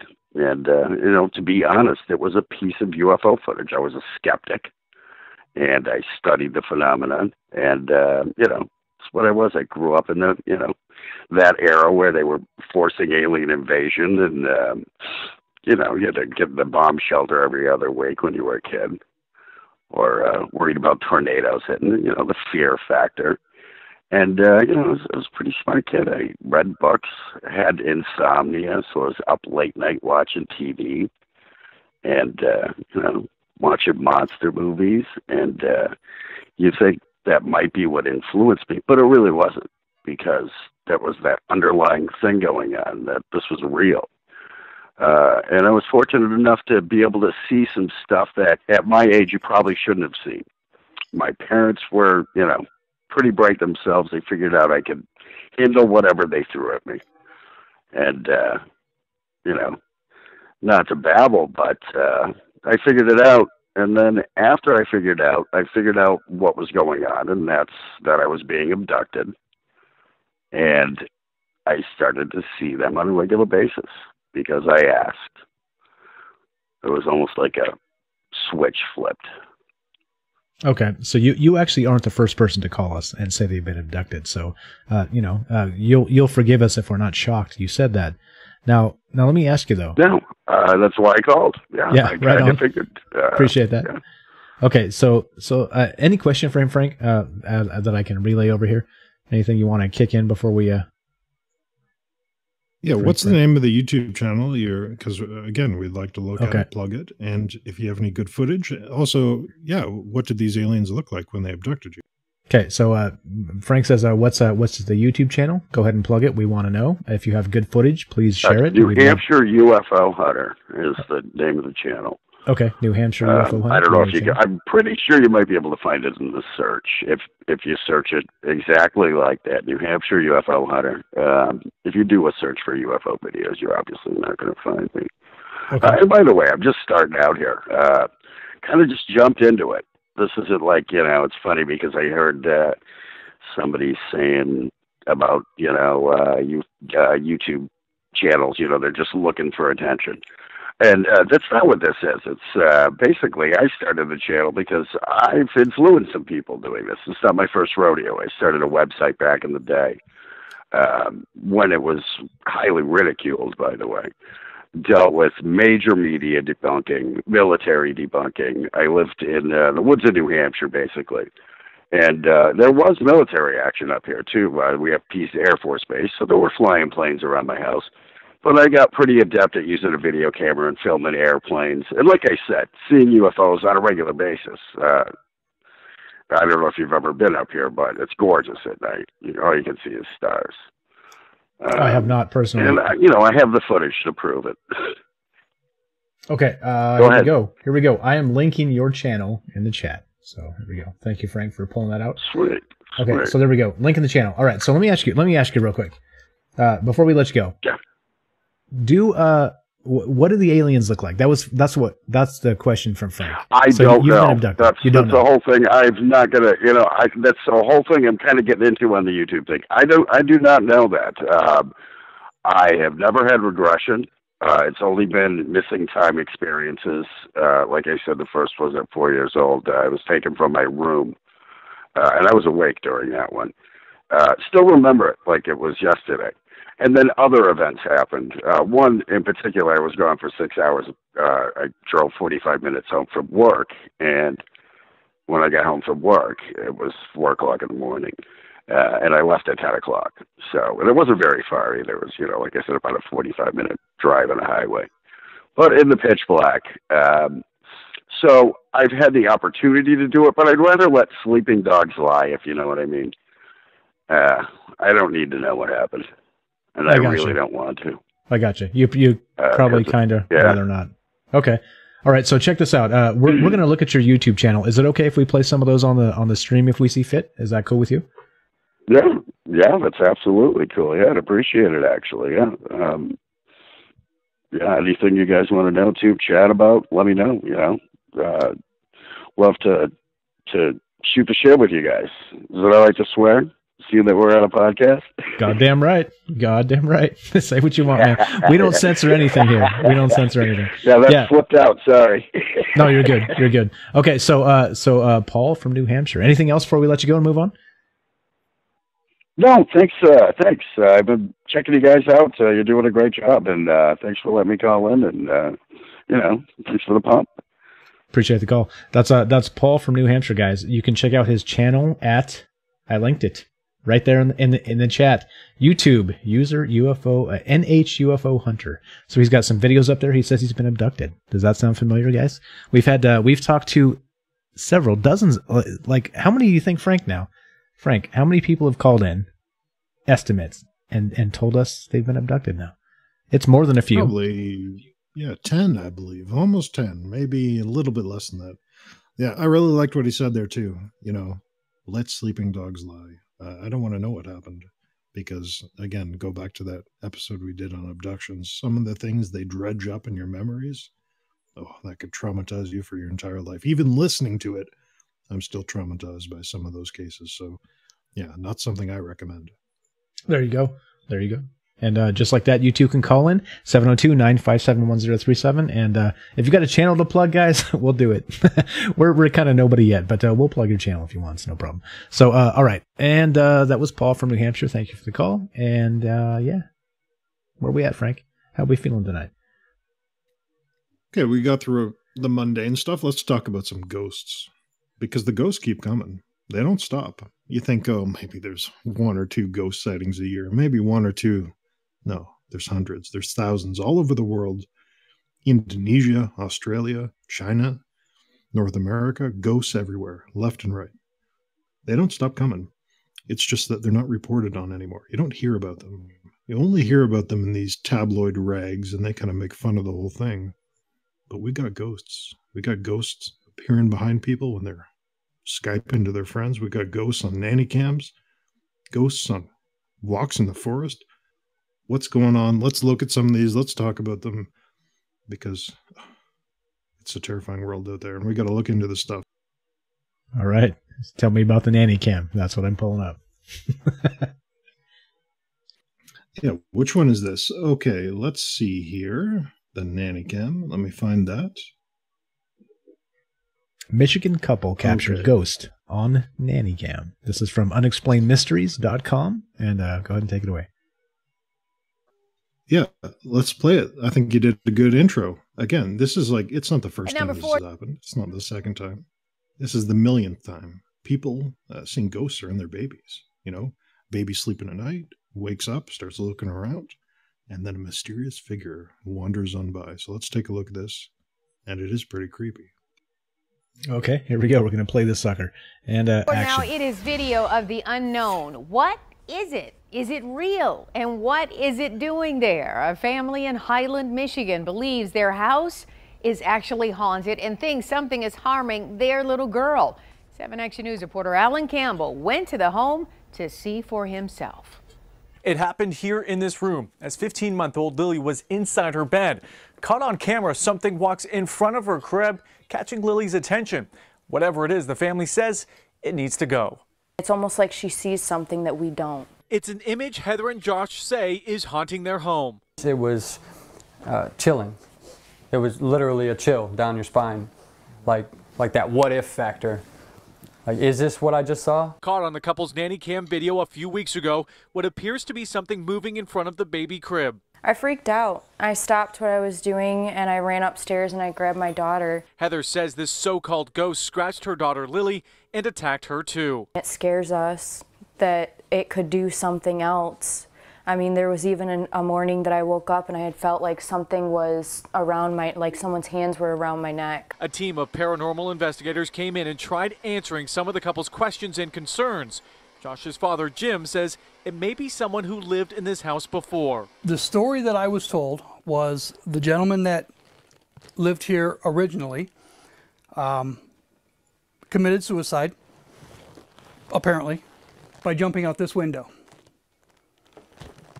which is, of course, one full story down. The couple says they don't know why this so-called ghost is targeting them, but say they don't want any part of it. It's not physically just going after her. It feels like it's going after myself, too. I couldn't get an explanation out of it, you know. So it's freaky, is what it is. For now, Heather and Josh say they will stay inside this place with Lily until they're able to save up enough money and move out. Reporting in Highland Township, I'm Alan Campbell, 7 Action News. Here we go, 7 Action News. All right, captured on the nanny cam. Did you guys see the ghost? Did you see the ghost there, Frank? What do you think? I did. Yeah, again, you have to keep in mind, and you have to keep in mind with all these stories, this isn't unique.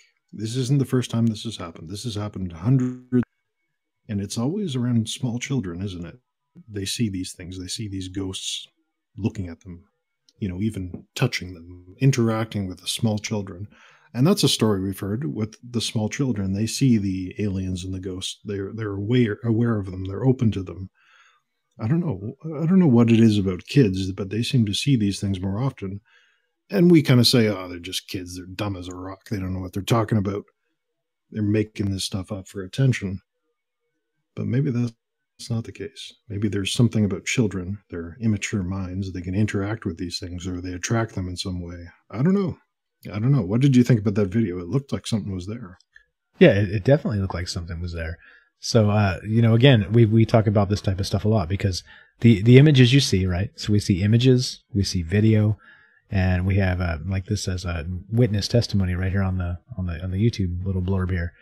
So you see these things, but you have to look with your own eyes. You have to take the evidence on a case by case basis. I don't know. It looked anomalous. I'll give it that.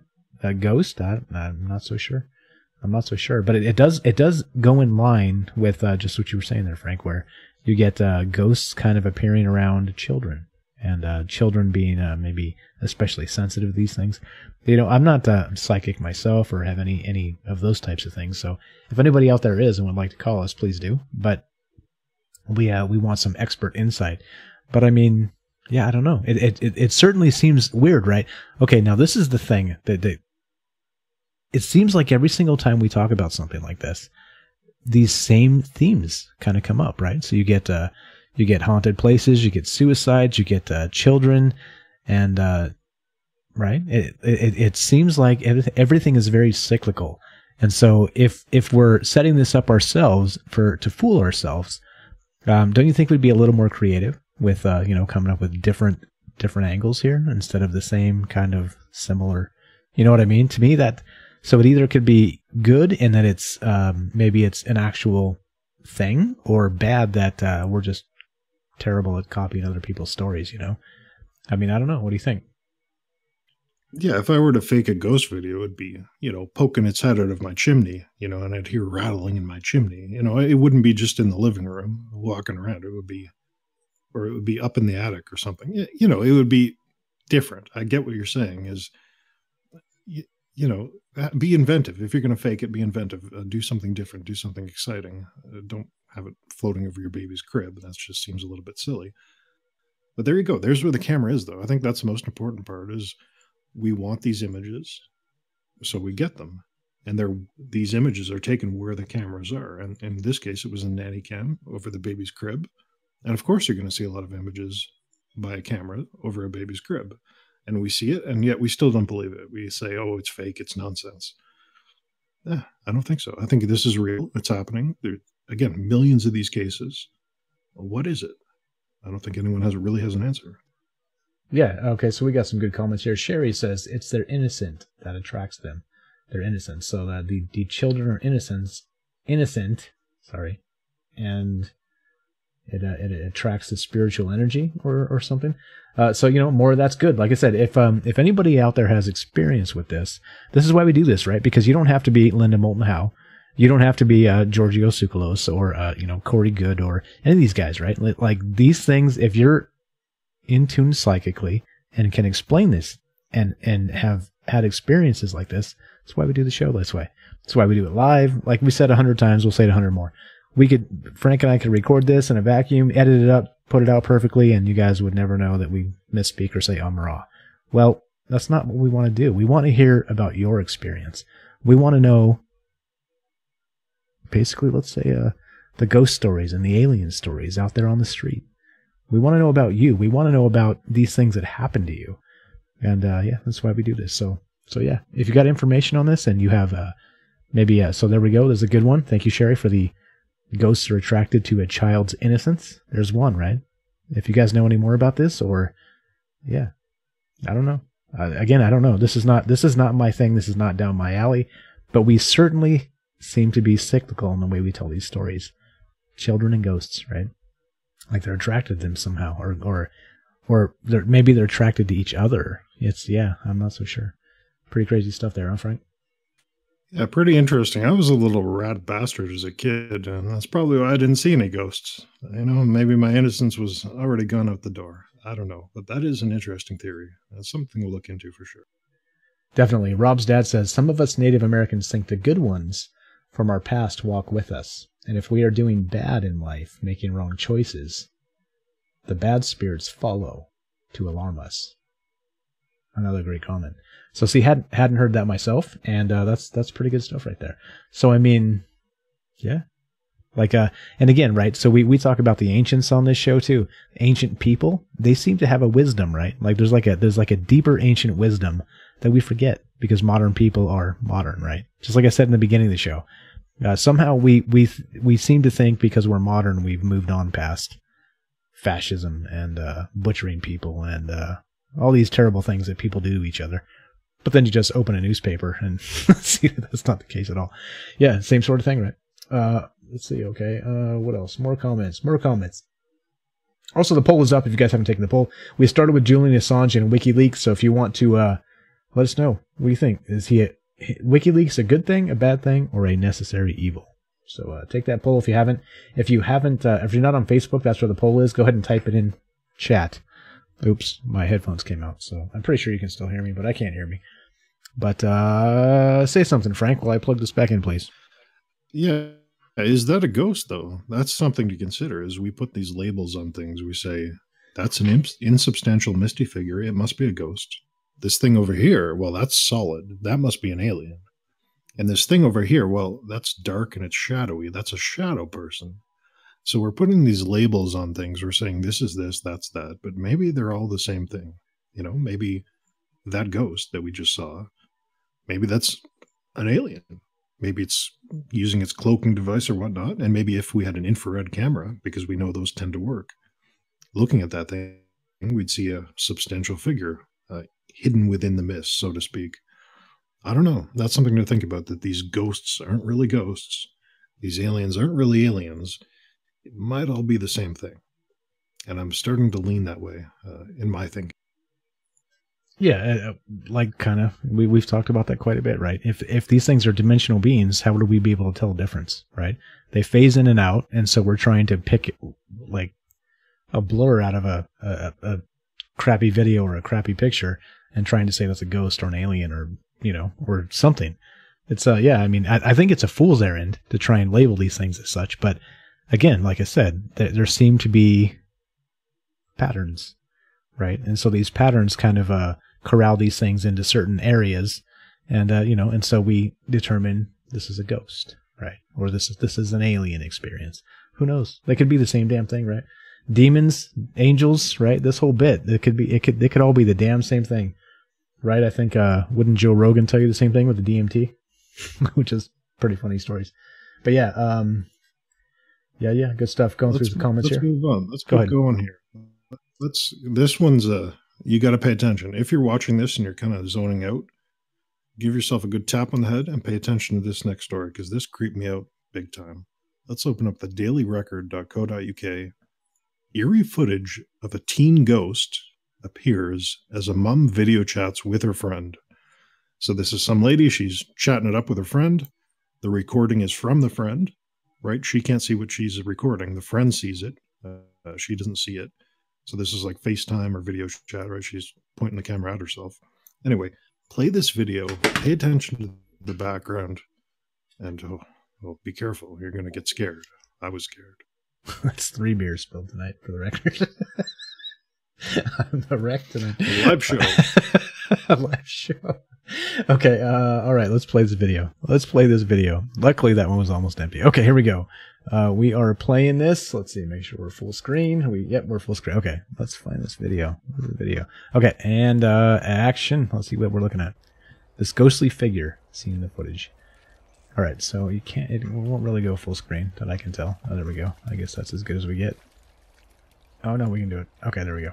All right, starting it over because I screwed it up. All right, looks like walking down like a path in the woods or something. No, you opened the wrong one. This is the dailyrecord.co.uk. Eerie footage of a teen ghost appears as mum video chats with her friend.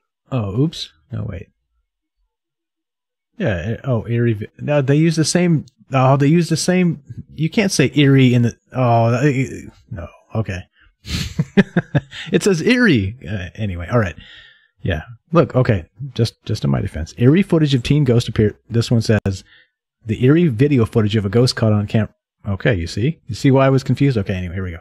All right. We're gonna play this sucker, and we're going full screen. And sorry about the mix-up. And here we go. Action. I'm gonna go and look for another bed today.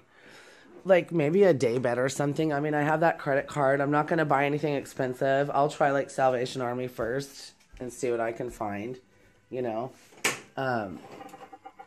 But I definitely need a smaller bed and one that's up off the floor because it's killing me. And then I'm just going to let Al have this one because I just want it out of here, and he's sleeping on a blow-up mattress anyway. I'm trying to make coffee. I went and bought decaf. Oh, shit, did you see that? Okay, all right, I'm pausing this. Now, this chick is talking, just like you see. She's just doing, you heard exactly what she was saying. I don't got to repeat it. I'm going to rewind that, though. She's in this room by herself, doing FaceTime or whatever this is. And I'm going to rewind just a little bit. Look over her shoulder as I rewind. What the hell is that? What the hell is that back there on the right side? I'll link this in a sec so you guys can check it out full screen for yourself. But let's get back to the point. So she's just kind of walking around and nothing's happening. But then you get to that spot and you see this looks to be a little child or something kind of standing in the corner. Just, I don't know if it's staring at her or staring at the wall. All right, here we go, action. Anyway, I'm trying to make coffee. I went and bought decaf coffee. It's not really doing me any good. But I've been having anxiety, and I think it's from the coffee, you know, because I made it like really super strong the other day at work. Oh, I like literally had an anxiety attack from it, so. But anyways, come on in. What are you doing today? Is there somebody in your house with you? No, why? Why? Okay, so they do the replay, and you can actually see there seems to be a small child there, maybe let's say 5-6 years old ish, maybe a little smaller, depends to tell the scale. Hard to tell the scale, I mean. And yeah, I mean it was definitely moving in the video. That is for sure. Go and, so wow, what the hell? What the hell? Sorry for the mix-up, Frank. Is that your? Yeah, that thing was moving around. It was on the left, on the right. I think there were two of them at one point. One was in that in the darkened area in the back over her right-hand shoulder. I think there were two of them anyway. This thing's moving around. Now, again, this is why I brought up what's a ghost. Because got 9,000 followers to go. What the hell? Sorry, autoplay. My bad. All right. Yeah, to me, this thing seems like an alien, doesn't it? Little hunched over gray figure, very emaciated, very skinny arms, big head, white colored. And look at the eyes. This doesn't look like a human to me, but they've played this off as a teen ghost. And interesting in the video, I don't know if you caught that part, she says she's had an anxiety attack the other day. And all of a sudden, oh, there's things creeping on behind her. I don't know, to me it seems like an alien. We had the Stardust Ranch, remember that guy? He was doing a video interview and then peeking around the corner behind him. Remember that? Oh, we saw an alien there too. I don't know, what is it about these sneaky little bugger people in the woods, pointing a camera behind them? They see things creeping out, looking at them. Shadow people. Remember that guy playing Xbox? Shadow person behind him too. I don't know. It really makes you wonder, especially we did that thing on invisible entities, the show on invisible entities, and these things could be around you all the time, and you just don't see them. They're always there. They're always watching you. You just can't see. Even in your room right now, or your living room, or if you're sitting on the patio, there could be something looking at, and you just don't see it. I don't know. It's something to think about. Yeah, absolutely. So we got a lot of the chat saying it definitely looked like an alien to them, like some sort of gray alien. So yeah, I mean, so one more time, frame it in that sense. If these are interdimensional beings of any type, how would we be able to tell the difference being like a third dimensional being, right? We'd never even know. And so, of course, there'd be a ton of confusion. They'd come and go. They would come in and out of the fourth dimension and into the third, and we'd see them sometimes, and other times we wouldn't. Other times we might hear them. Yeah, I mean, it's definitely one of those things where you can see how things get muddy, right? Like trying to look into these things and look at the evidence and look at all these things, right? And again, there's the evidence is endless, right? If you want to call it quote, quote, evidence, it's endless. There's ancient writings about ghosts and aliens, apparently. There's modern video and photographs. Okay. So like I said, it's so cyclical. So why? There seems to be a lot of coincidences in how they put this stuff together, and it just doesn't seem like, I don't know, like do you think that maybe like are we really fooling ourselves here? Is it one of those situations, you think, Frank, where we're taught as a kid to like you should be scared of ghosts, and so that's what you see when you see something anomalous? It's like a ghost. I don't know. No, I don't think so, because again, this has been going on for years and years and years. There was, I think, one of the first episodes we did, we covered the story of, I think it was some kind of Roman philosopher, and he coming back from a trip looking for a place to stay. He rented this house, and he woke up in the middle of the night. He heard chains rattle, and he saw a ghost. And it led him to certain floorboards in the house. I think I'm right on this. And he had the guy dig it up, and there was a body buried under there. So this stuff has been going on for as long as time. They certainly weren't teaching them to be afraid of little gray aliens 2,000 years ago, or even ghosts. I don't know. I think they have it right. I think they have it right. Scroll down in this page here. You can see a close-up of this thing. This is not a ghost. I don't know what the heck this is. It's definitely not a ghost, though. Okay. I did link this if you guys want to check it out yourself. Here's the close-up. Yeah, it's definitely seems to be... Yeah, maybe the head is a little bit too big to be human. Yeah, it's hard to say what that is. It's definitely a humanoid figure, let's say, and it was moving in the video. It wasn't just standing still. So, yeah, that's pretty frightening there. If they staged it, 2 thumbs up. Kudos, good job. But yeah, I mean, I don't know. I've never seen anything like this. If you guys have footage like this, again, we'd love to see it. You can send that to us at troubledmindsradio@gmail.com, or you can send it to the Facebook page, or just go to our website, troubledminds.org. There's probably 100 ways to reach us. You can tweet us, Twitter us, twatter us, whatever the hell they call it these days. And send us this stuff. If you have anything that you've seen, we'd love to see it. That's what we do here. That's what we do here, but yeah, pretty good stuff. Let's see. Richard on YouTube says, I stayed at a house at an old Indian burial site. I saw a native boy kneeling in my living room, holding a blanket.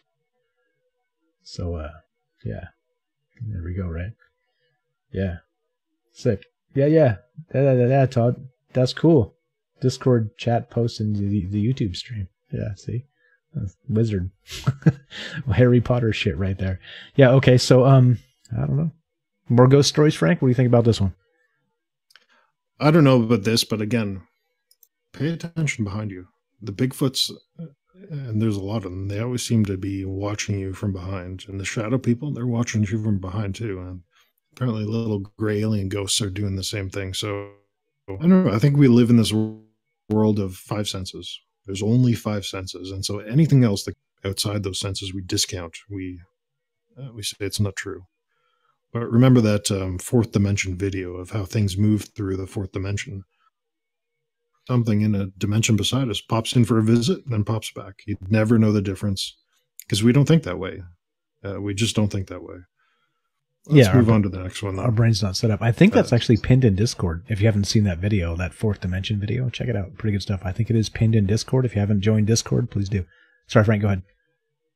Yeah, again, that dimensional video, if you watch that, you think about it, you could easily see how this is just a finger of another entity in another dimension, just popping in for a visit and then popping back.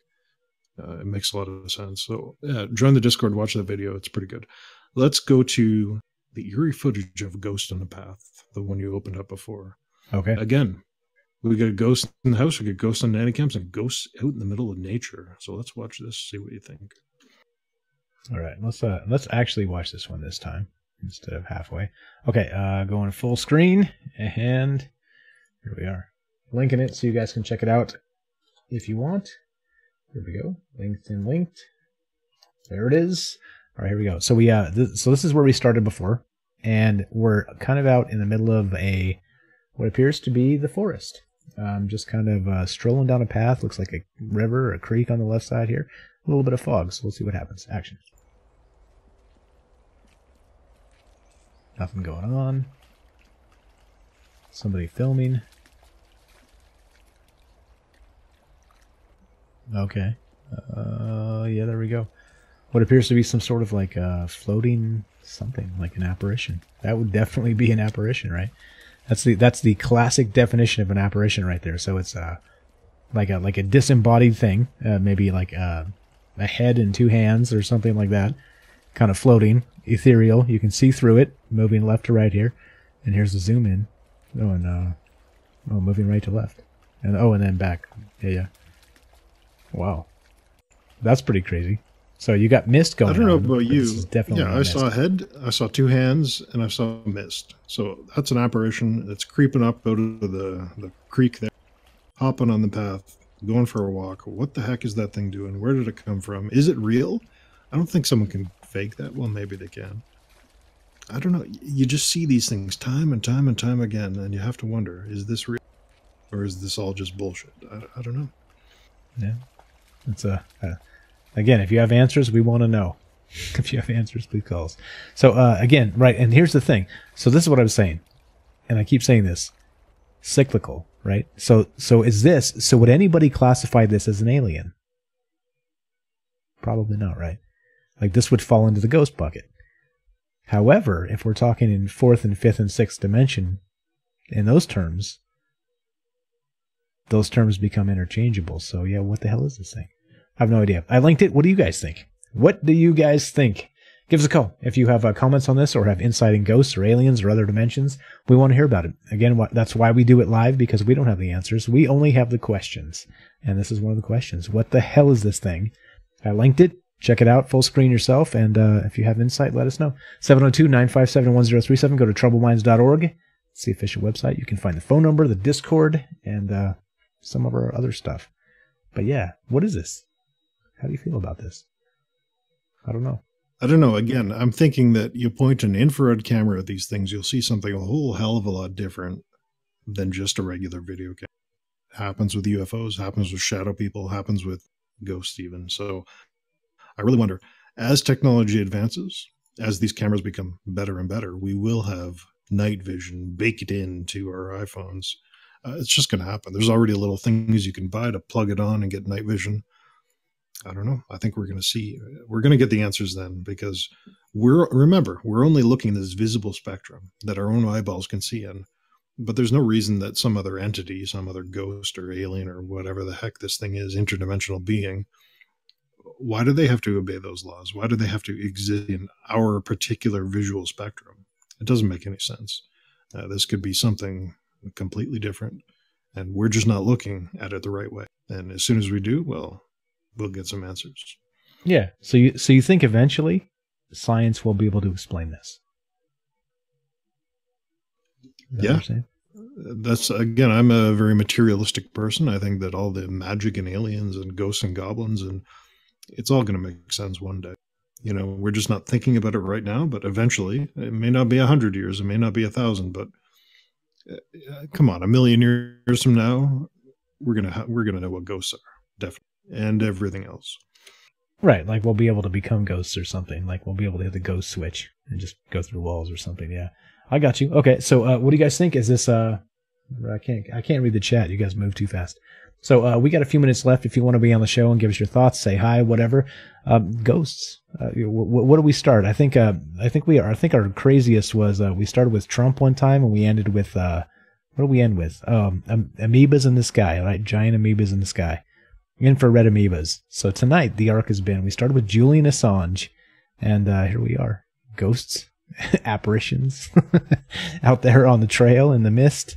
Yeah, I don't know. What the hell is this? One more time. Aliens, ghosts.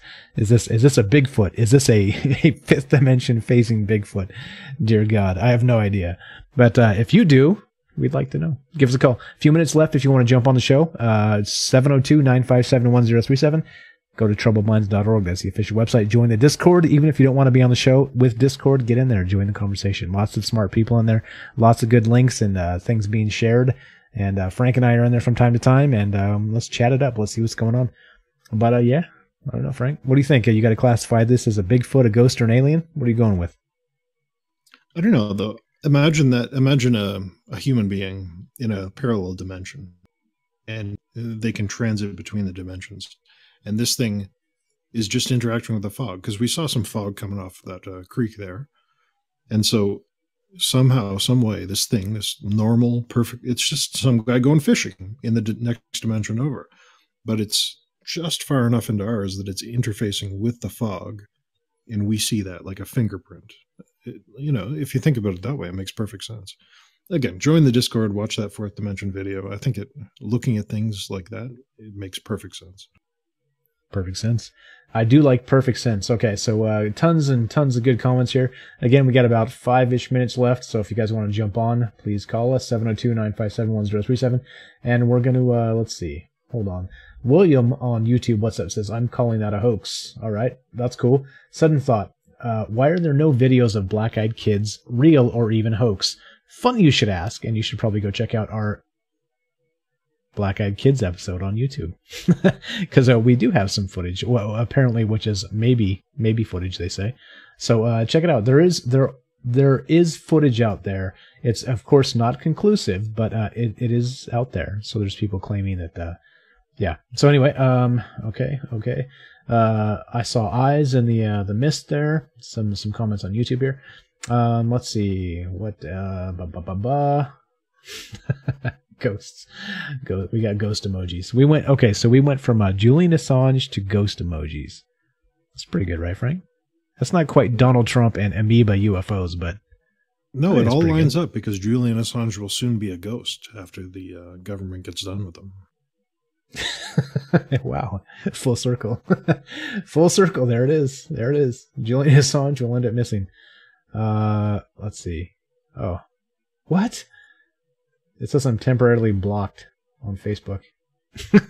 Okay, all right. So I don't know what that means. So if we're not streaming on Facebook, I apologize. We're taking this call, though. We got a call. Let's do this. All right, what's up? You are on Troubled Minds with Frank and Mike. What's your first name? Where are you calling from? What's up, man? It's Kelly calling from Colorado. Kelly from Colorado. I knew that, but I didn't want to steal your thunder, man. What's happening, man? How are you? What's on your mind? Not much. I just wanted to call in and touch much upon like people talking in a chat about ghosts or aliens. But like I was like asking the questions were like, what is a ghost? You know what I mean? What do we humans call a ghost? Something that we never seen before, like just passed down through history. So what really is a ghost? Is it like just pure energy? Is it a trap? What some people call souls? You know what I mean? Is it trapped in between dimensions, or is it still trapped here on Earth? But through my research, I say that just like I was trying to say, the Emerald Tablets of Thoth, like we read that one time, it was Tablet 8, Keys of Mystery. It tells you, even then in Atlantis, they seen like black figures. They were there, but they weren't there. And then at times they would make themselves known to men. So to me, and like that's not only just the one book, but there's other stories about, like you're saying, like shadow men and stuff like that. So like if they're in there, so if it's like so much of like a spirit or whatnot, like a pure energy, it shouldn't be able to, well, in our mind, we would say that it probably wouldn't be able to interfere with this, but yet you see those scratches on people, you see stuff being moved. You know what I mean? So is it really pure energy, or is it an alien species, some third dimensional being or something like that? Yeah, right. It's all over the place.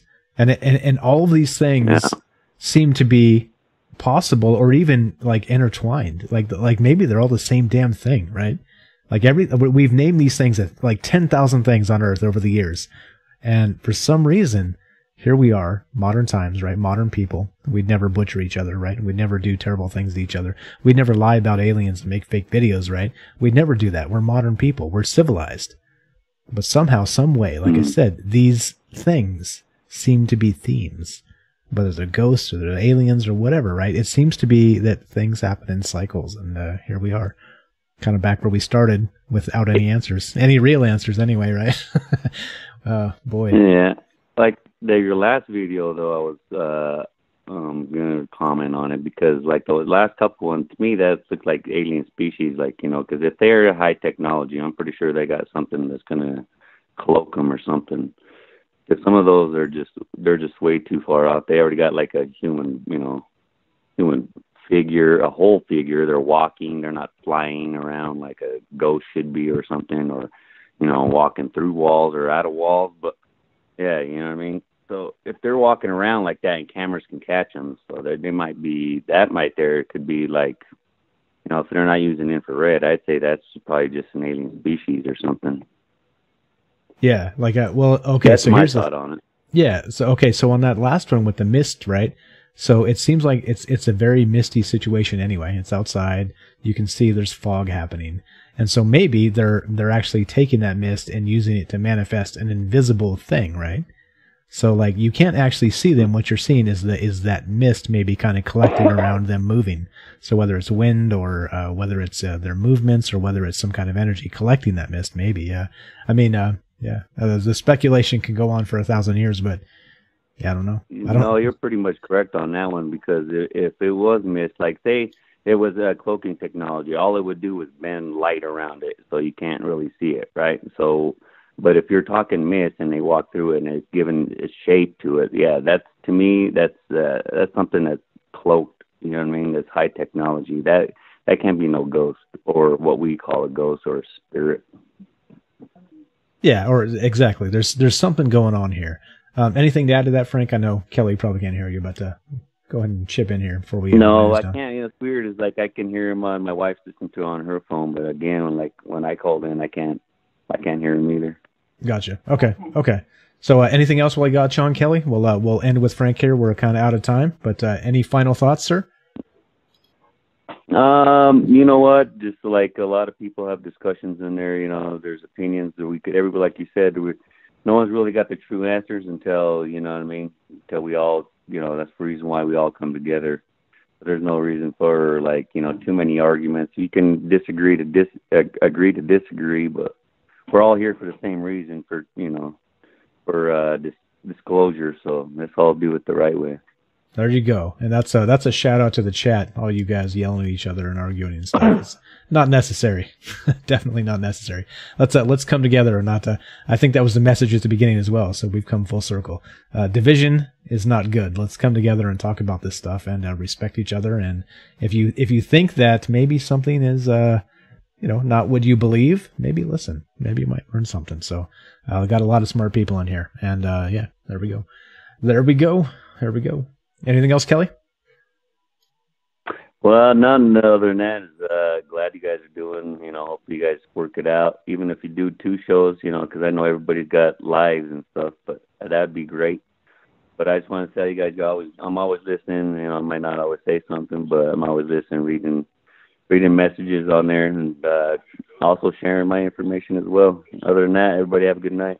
Appreciate that, my man. That's Kelly from Colorado.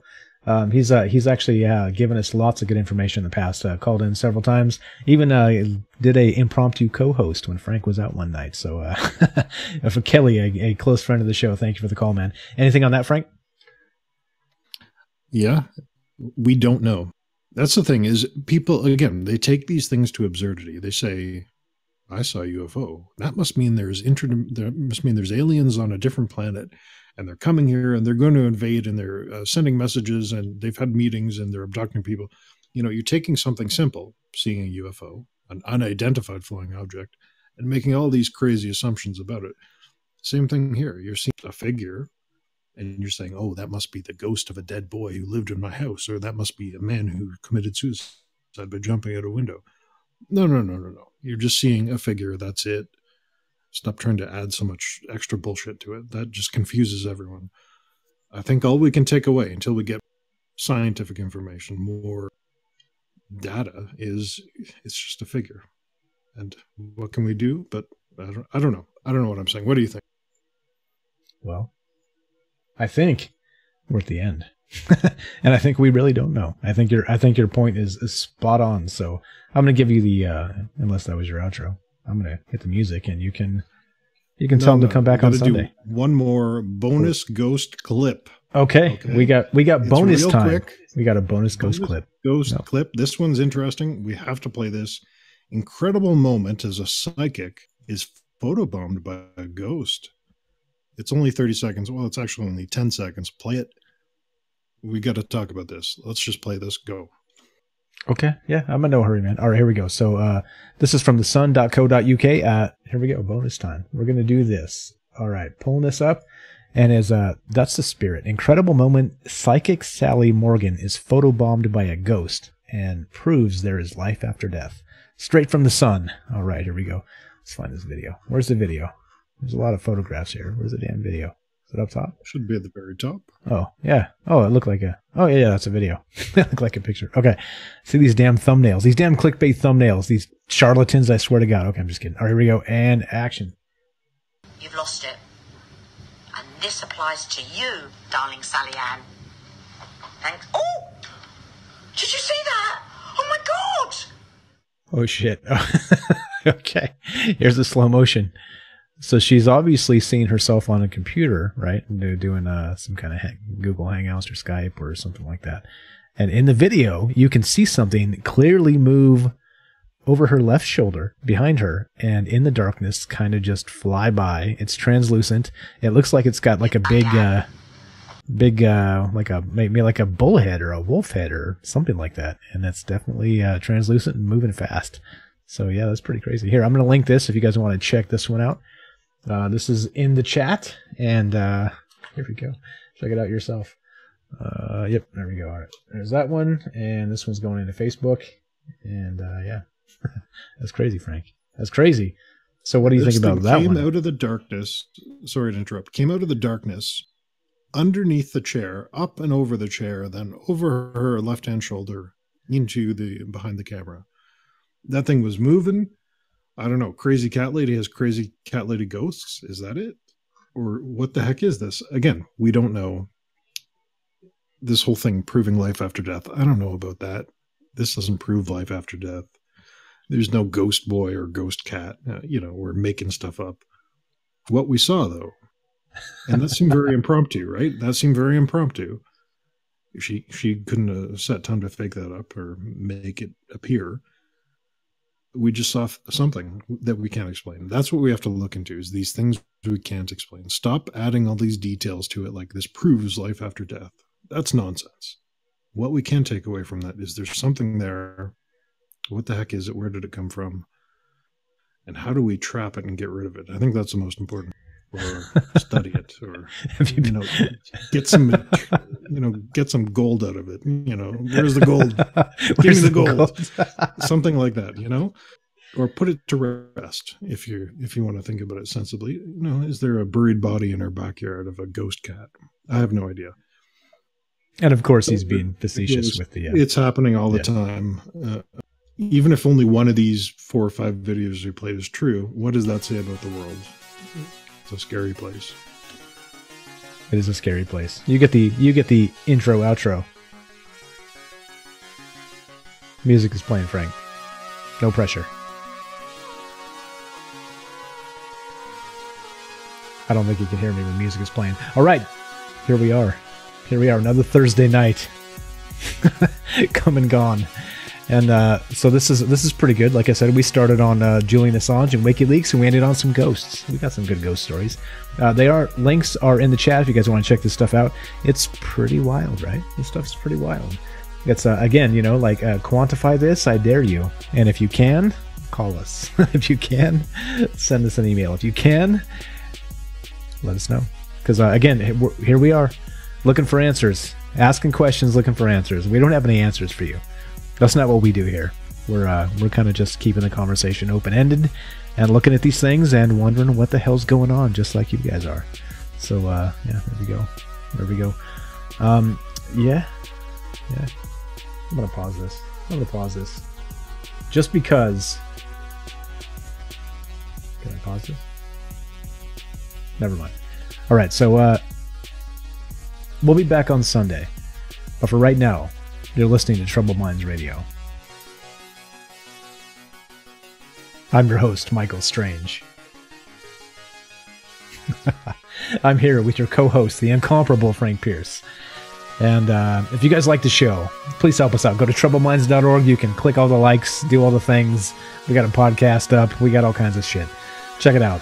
We got a mini viral thing on YouTube. Charlatan, clickbait, whatever. Check it out. Let us know what you think. We're just trying to get out there, trying to get the word out. And we appreciate you guys listening. It means a lot.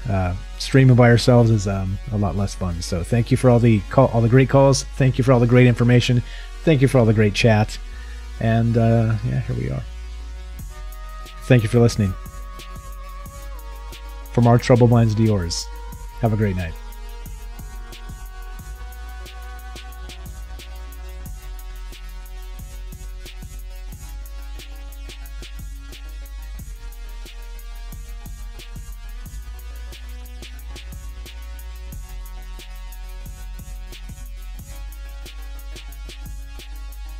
Actually, I think I should add before I kill the stream here. real quick, the Julian Assange, if you guys are still there, the results are Julian Assange and WikiLeaks good 65%, bad 3%, and necessary evil 32%. So I would be remiss if I didn't mention that. All right, there was the poll. Thanks again, guys. Have a great night.